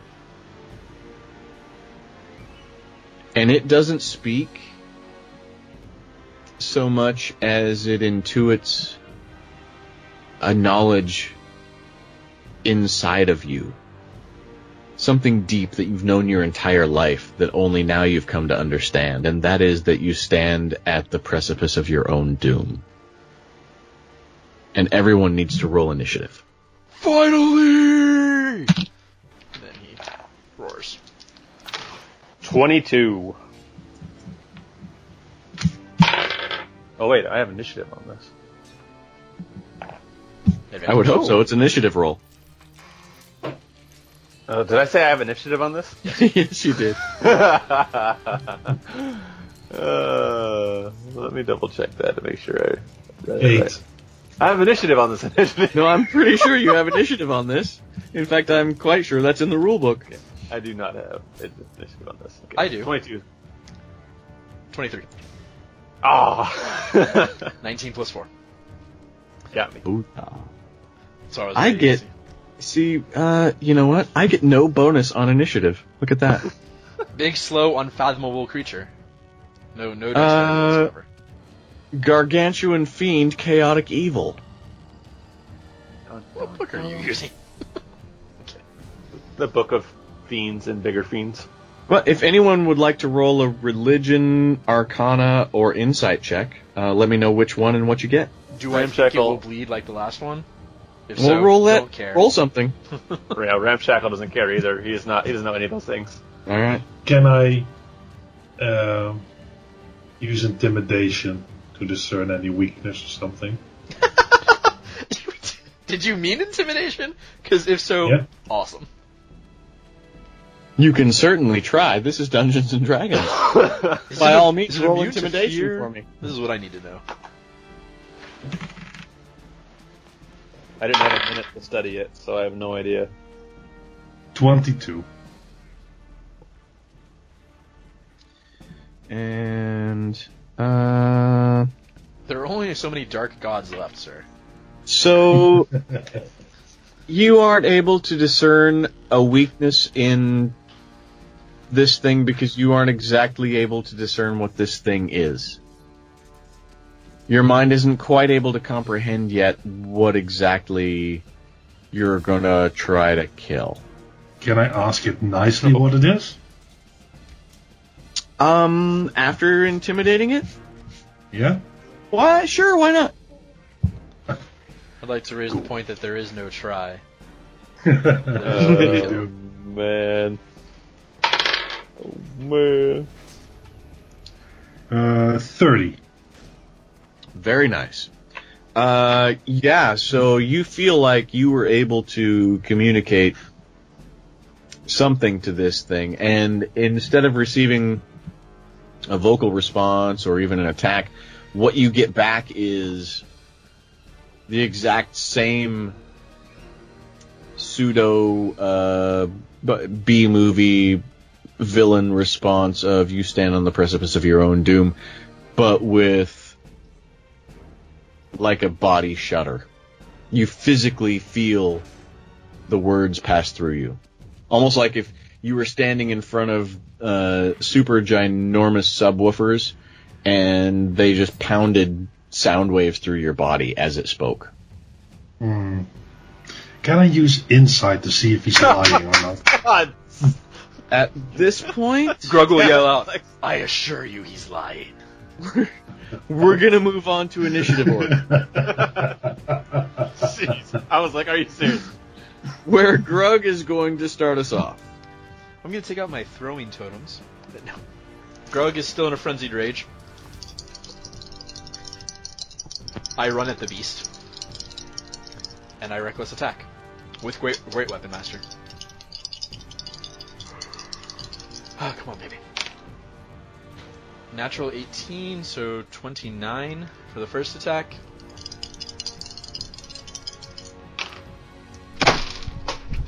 Yes! A crit on the second attack. Okay. Both are, and I mean, as remarkable as it sounds, a 29 is enough to hit. The crit is a 31, if that matters. Crit doesn't matter. My last attack is a 23 to hit. The last attack glances off of what you can only imagine is armor, Yeah. but again, visually and corporeally and audibly, nothing in the fight is really making as much sense as you would expect it to, but you can tell that one did not hit. So let's resolve the not crit hit first. No, absolutely. The not crit is just 36 damage. Easy. Alright, and then we'll just double that one. How do you want to treat crits? What are we doing for crits? Well, you guys tell me. You want to do just double damage? Up to you, DM. Double what damage? This is very, very critical. Well, I'm saying if your normal damage would have been a 36, Okay. let's call it a 72. And I also get 4d12 on top of that. Okay, so that's roll where I was 4d12. questioning. Okay. No, well, let's roll the whole thing, whatever it would be. Is 36 like your non-roll? I don't roll for my normal attacks. So yeah. 36 plus your d12s, roll that. Okay, 32. So 64. 32 plus 36 is 68. 136 is the total double. Doubling the whole attack. Yeah, it's 136. That's what we're doing. And added to the previous attack that wasn't doubled is 172 total done to him. Excellent. Sorry. He doubled his brutal critical damage, too? That's what I was asking about. Because that's normally not doubled. No, the brutal critical damage is normally not doubled. Yeah, right. But you're the DM. Yeah, no, we're going to go with the... Yeah, you can feel free to take 32 off of that if you want to. So then Yep. it's 140. We're going to go ahead and add that 32. Right. Thank you. And... I'm glad I got to crit this game. Oh, I'm sorry. Real fast. Plus an Yes. additional 14 that the weapon just does on crits. Which is 28. Up to you if you want to double that or not. Oh, wait, it does the 14 on a crit? Specifically on a crit. Oh, then we'll leave it at 14. And on a crit, I get to roll another d20 just to see. If you hit it again? No, to see if I do something special, but I did not. So I'll save it just in case I crit again. because it'll be amazing if I do. All right. That's my turn. We are back to Ram. All right. I'll be pulling out those radiant arrows. Should have fucking used one of my luckies to reroll that last attack. It's fine. That's a 4. But my 8 hasn't gone yet, so I get to advantage. Does a 24 hit it? It just misses. Woo! Just Dang. a bit outside. Attack number 2. 15 to pull a radiant arrow. And a 25. Does that hit it? That does clip just on the outside of what might be a wing, if you could tell what you were looking at. 23. Yeah, 23 damage. Got it. Magic. Magical. And anything for the extra radiant or no? You rolled a 15, right? Yep. Give me a d6. 6. Excellent. So, All right. does that appear to do anything to it? It kind of flew into it. Okay. The radiant didn't do anything special? Does not appear to have done anything special. Okay. Then I will pull an arrow of fiend slain. I probably have to roll really high for this. Yeah, you might. That's a 7. So no. Alright, and my attack is a 16 plus 12, 28. Okay. And I'm going to do a... does anyone have any hit points missing? I guess we're all... No, max. we don't lose hit points in Halloween. Oh, seems not. I'm poking the bear. The other bear.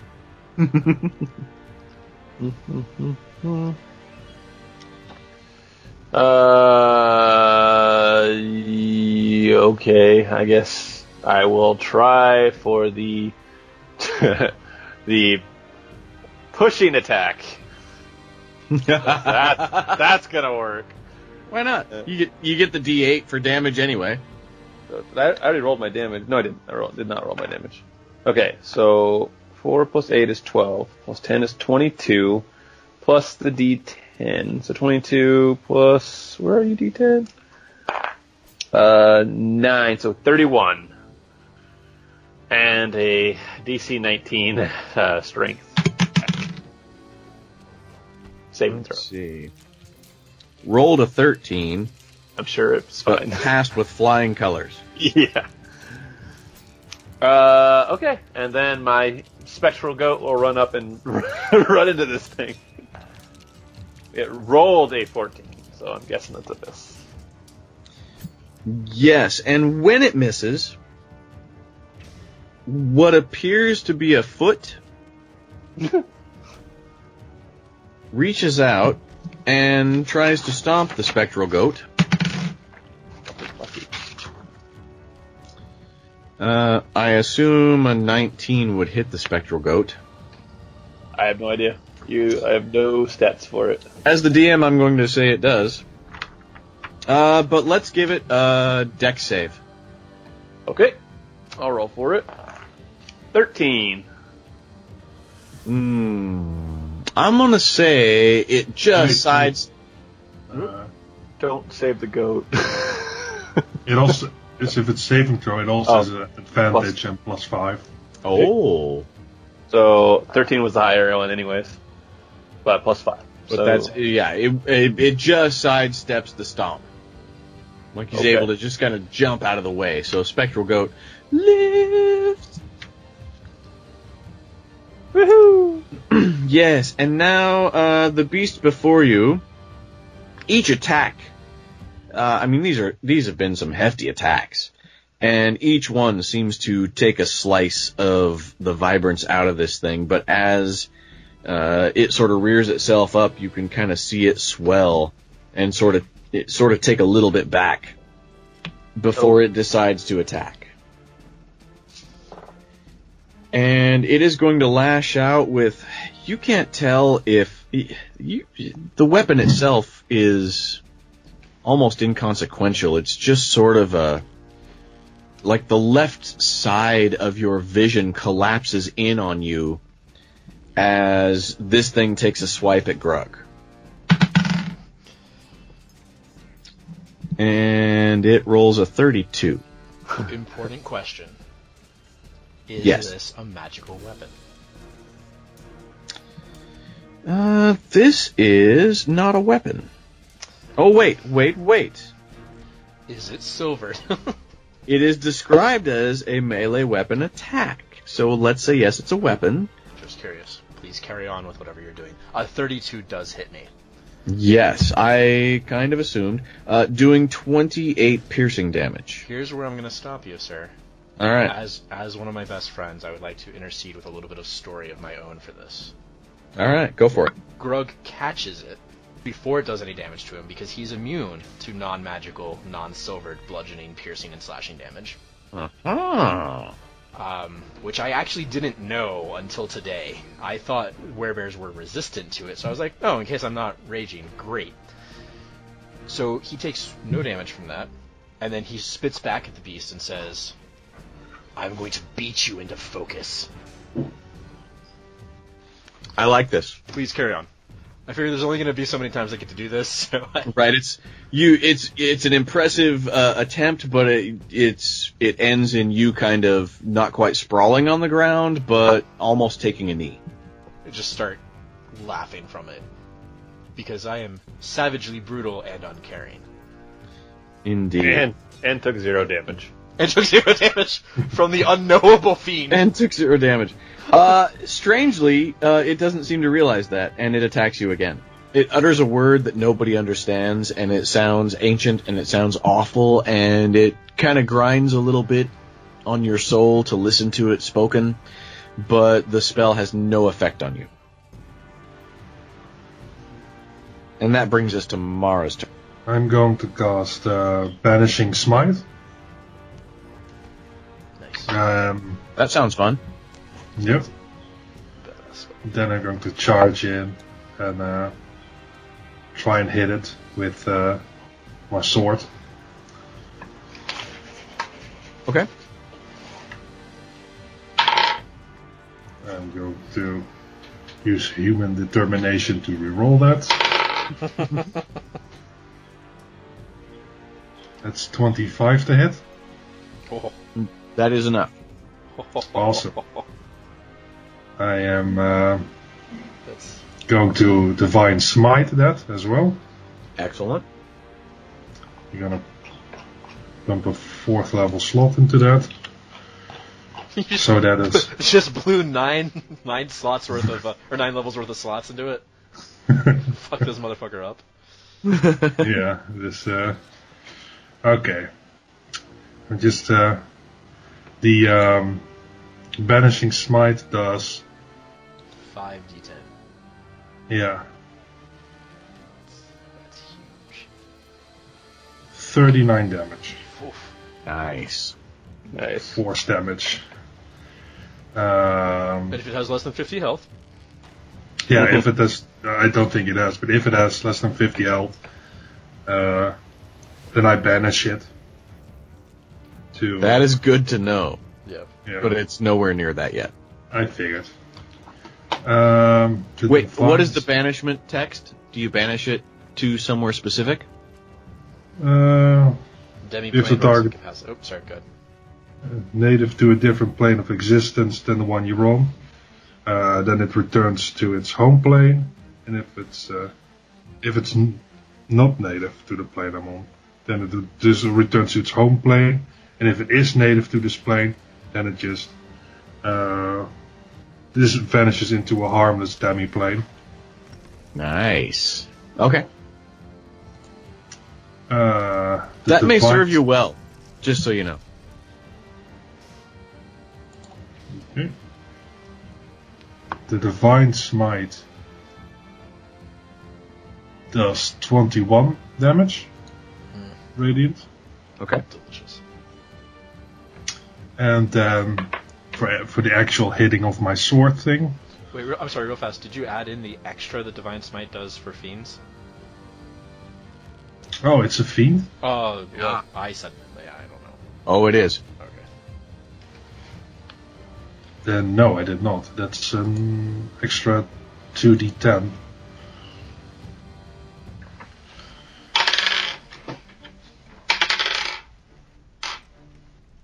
That's 11. Excellent. And now for my actual sword.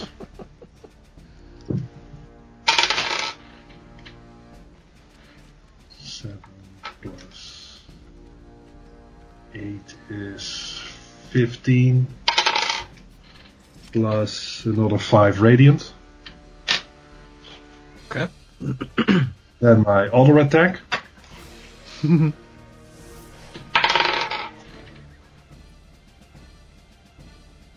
Is it 29?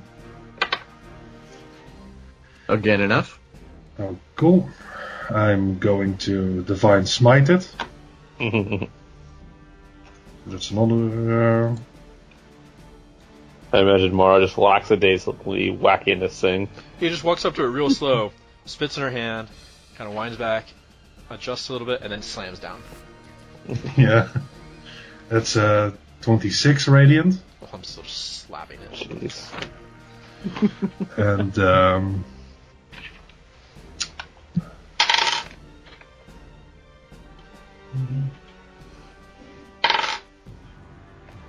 and 8 16 plus 8 is 24 damage. Oh, and the 2d10 from the because of the fiend and the divine smite, right? Yep. Yes.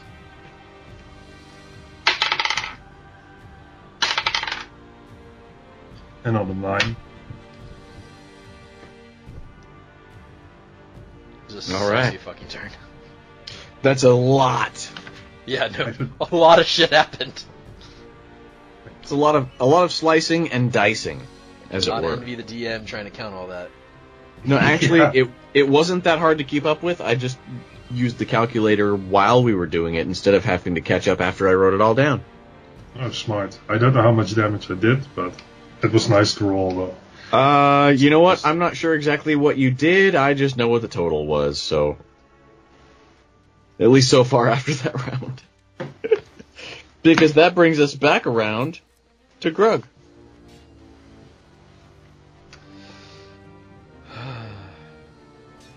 Grugg just starts laughing and chopping merrily. He is fully engaged in the sadistic rage at this point, which is one beyond frenzy, but isn't in the book for some weird reason. Alright, using a lucky point to reroll that. That is much better. That is a 27. That is enough. Second attack. I'm trying to use that little spinning thing that you use for your like to use your speakers. Trying to use that as a mouse was not working. I'm trying to take the mic off here. All right, this one is a 28 to hit, and the third attack is a 26 to hit. Nice. All hit. I think that did hit. 108 damage. Quick, easy math. Oh yeah, no, super clean. Excellent. All right. Ram. It's obvious this thing is taking damage, but it does not look like it's being slowed. Okay. Can I take a quick look at it and see if I'm noticing about this battle that has hurt it more than others?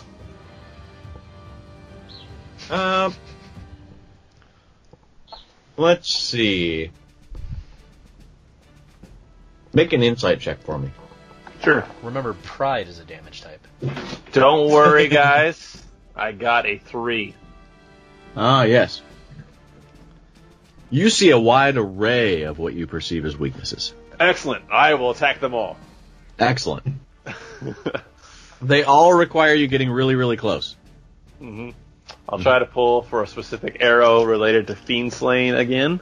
And I'll roll a 1. Okay. But I'm a halfling, so I can reroll that. Nice. And I'll roll a 17. Okay. And now I will roll my attack. So that would have been a 22, but I will use one of my luckies and reroll that and get a 26. Much better.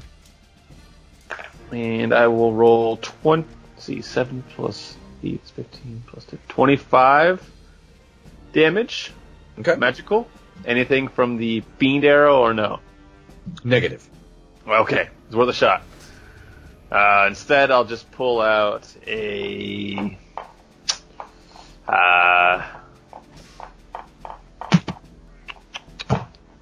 disintegration arrow. I like it. All right. Nope. No luck there. And then I will roll to attack. And that will fall off of my dice table. Nat 20.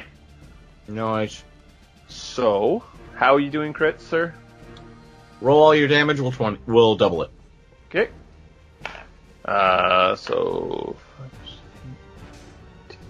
20, 23, so 64. Magical. 128. And I will, if I can, I would like to also add my superiority die onto that. So I've got one more of those. Might as well. Do I get to double that as well? Yep. And it doesn't matter what it is, but I'll do a pushing attack just in case. Why not? And, add another 20 damage on top of that.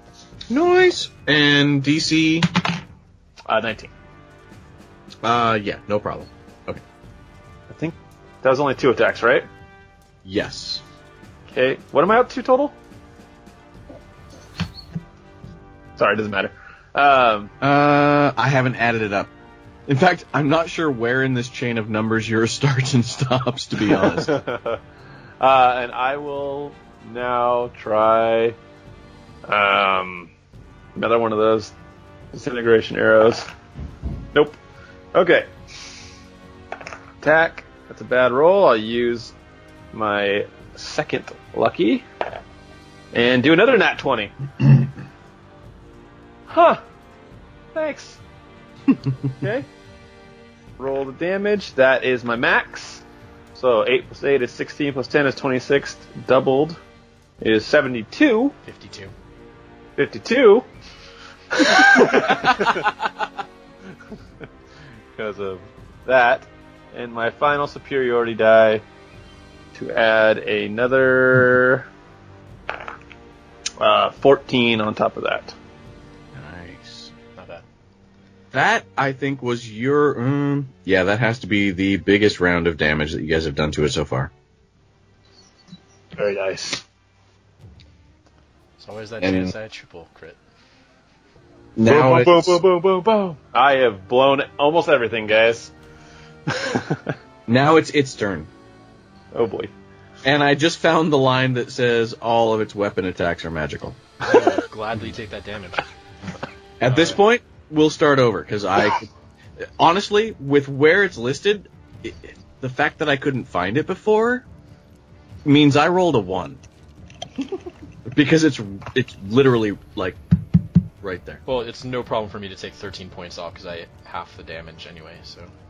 Well, if you want to, go for it. Otherwise, it's actually focused on the halfling this time. Plus, I have temporary hit points, so I'm down all of 8 health. We're fine. You don't even care. No. I'm fine. Right. You know what? Hang on. We have to do this. Plus, I have potentially unlimited chances to just stay up after. I need everyone to make a wisdom save. Charm or fright? Neither. Okay. But Okay, plus and 5 with advantage from Mara? Yes.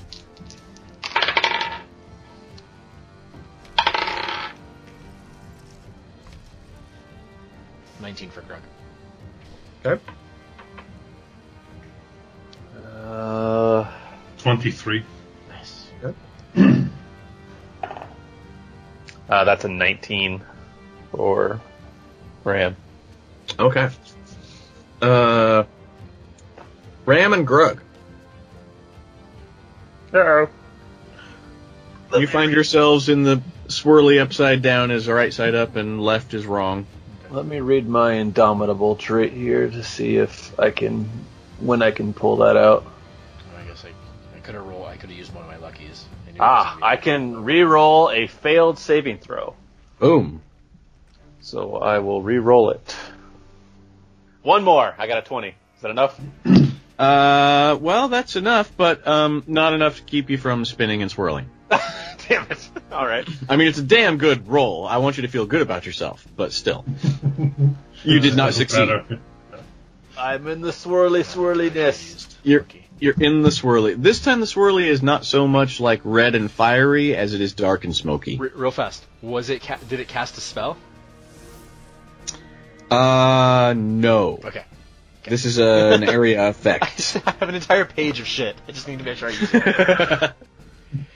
Yeah, so this is, you two are spinny. I also get to use my reaction to attack if I take damage.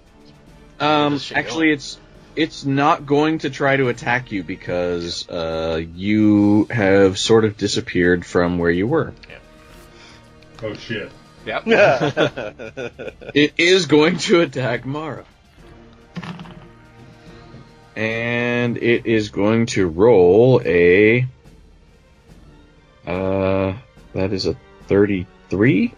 You know, it's funny, I almost took Resilience Wisdom so that I could have proficiency in Wisdom saves. Just so that it would be that whole nothing bothers him when he's chopping. Right. Mara, should I assume that the Eye of Vengeance is going to strike back and not let you take this damage? Is it magical? It is. Then yes. Okay. Wink, bja, and you can see the beast is enraged. As not only does it feel the sting of its own attack, but it also feels the sting of your chuckle and disrespect. And so it will attack again. It's not my fault that this is how it works. That wasn't as good a roll, though, and that's only a 23.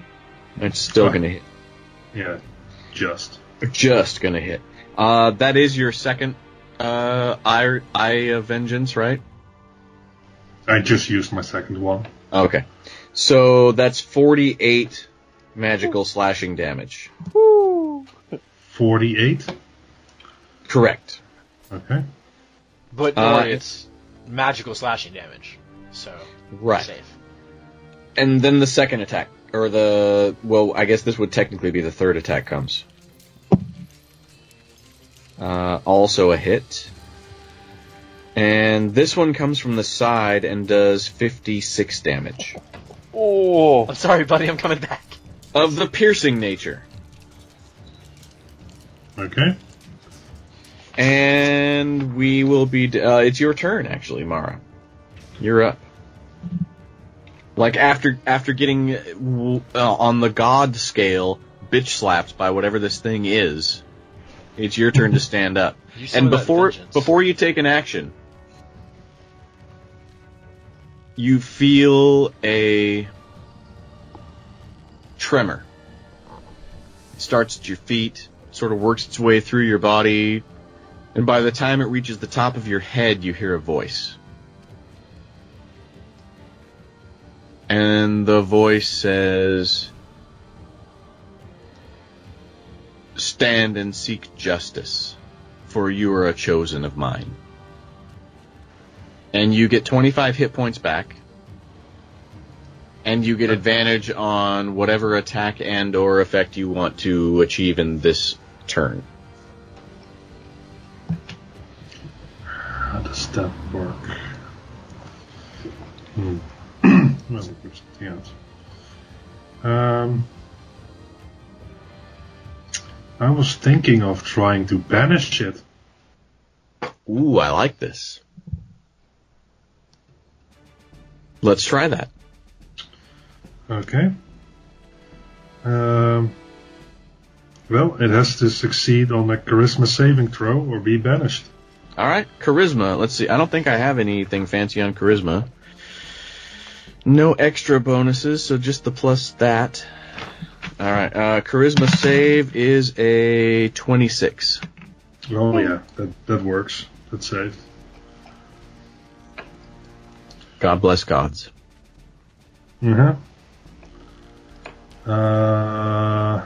Yep. Do you speak Infernal? No. How about Draconic? For one character. Yes. So in Draconic, you hear a string of slow guttural rumbles that sort of form a... It's not really a sentence, it's more of a chain of words. That you kind of assume it's asking if you don't think you belong on the other side of this fight.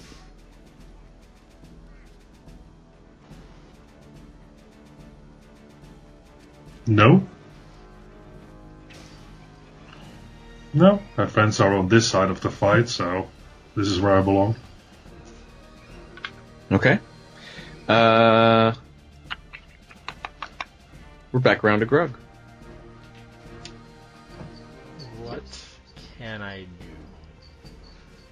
This is D&D, baby. You can do whatever you want. Yeah, but I'm spinning and all that, so... Let's start with a wisdom save. And in this case, let's see. You get advantage and +5 from Mora. Mm-hmm.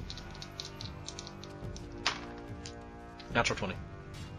And nice. The lower die was a 19, so that actually worked out pretty well for me. That works out really well. Yeah, you find yourself on terra firma once again, and standing before this thing.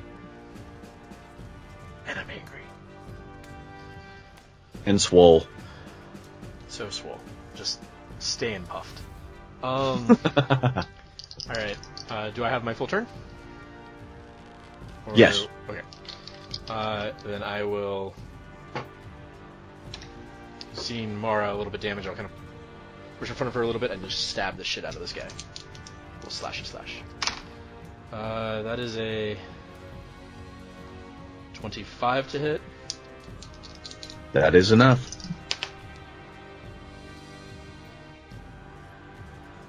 28. Ooh. And 29. Nice. 108 damage. Starting off with a bestial amount again. Excellent. Yeah, you can actually tell that whatever this thing is, it's starting to feel the strain of your attacks. It is definitely... I wouldn't necessarily say bloodied, but if you were going to head that direction, you wouldn't have far to look. Alrighty, that does Grugg. Alright, Ram, you're up. Okay.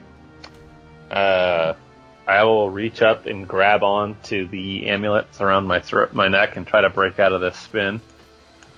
Excellent. You already have advantage and +5, so... Yeah. 22. Wait, is wisdom? Yeah, 22. You actually have +5 and +5, because you should have +5 from the amulet and from her. 27. Alright. So you are able to take a turn, standing once again with your friends. Slightly disoriented, but in the fight. I'm here, guys! And then I will, I'm gonna try to shoot banishment arrows at it. I don't know what these mean, I'm just making you make stuff up as we go. Works for me, roll it. 10, so nothing. Alright, arrow of attackness. That is a miss. 6 plus 12, 18. I'm going to do a arrow of disintegration. Nat 20. To pull the arrow. And to attack, let's see if I still miss. That's a 26. Oh, All right. That hits? yeah. That does hit. All right. So I only did 19 magical damage to it. But you also pulled an arrow of disintegration With a nat 20. with a nat 20. What would you like? Yeah, use a full spell. Well, normally I would have played this down a little bit because, I mean, obviously you're up against a god. Yeah. But I just rolled an opposing d20 just And for rolled a shits what? and giggles. I rolled a natural 1. Yeah, so as you draw this arrow,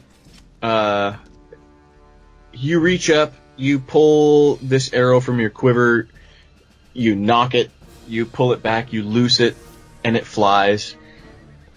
The strike isn't as true as you would have liked. You really still can't tell what it is you're looking at, but you imagine it might have hit it in the shoulder, maybe. But the flash of radiance that exudes from this hit is far beyond what you expected, even for what you had hoped.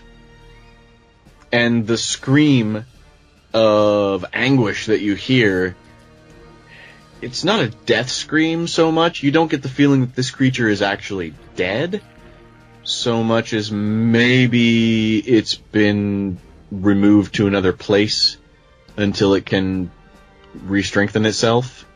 Basically, not a lot changes around you.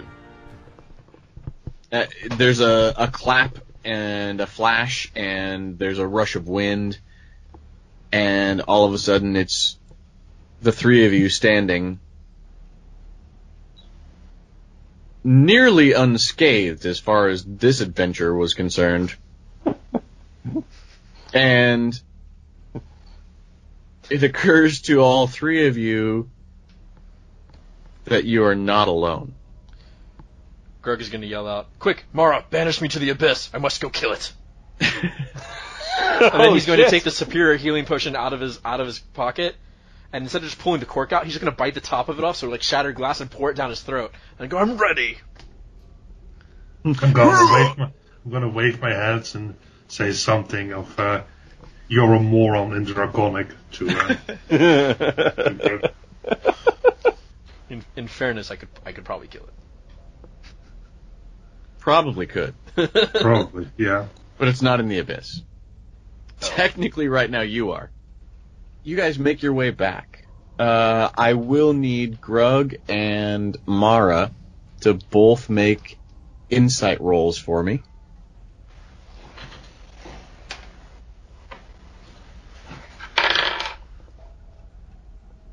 $16. 23. Okay. You're both able to navigate your way back, despite the fact that you're not attuned to the crystal. But as you emerge from doorway to doorway, you meet no resistance. Did the spirits all disappear and everything? As you walk through each door from one to the next, even as you cross the previously immense sort of darkened space beneath the keep and approach the stairway up, the now living, breathing dwarves around you almost begin to run as they recognize where they are and that they've finally been brought home. Yeah. And as you guys walk through the tunnel, the dwarves, formerly of Dishonor, who now no longer have to shave themselves from head to toe. And their beards grew 3 sizes that day. They actually drop to their knees and begin to rend their clothing and just wail in both regret and relief. Oh, great. Naked dwarfs. Naked, hairless dwarfs. What happened to the other They look like spirits giant that we saw? moles, but with eyes. What happened to what? What happened to the other spirits that we saw? The dwarven spirits that were surrounding you emerge from the doorway as, once again, living dwarves and return to their home. Okay. Ramshackle's looking. Sorry, go ahead. You were able to rescue an entire clan of dwarves that were previously held captive by the gods. In addition, you only catch it for a quick moment, Ram, but out of the corner of your eye, you would swear you could see a small druid figure shift into the shape of a wolf and disappear into the trees. No, come. Oh, well, that's good. That's good. That's good. And when you return, the dwarves make good on their promise to provide you whatever amount of riches and or weapons and or help that they could provide. Their services are at your disposal. And based on the amount of XP you guys racked the fuck up in this adventure, before modifying that last little bitch that you just messed up, it was 150 plus thousand XP. Almost double their current XP. So we're talking level 20 and beyond for whatever the hell we do next year if we continue on this voyage. Divided by 3. I'm not sure I can kill you at this point.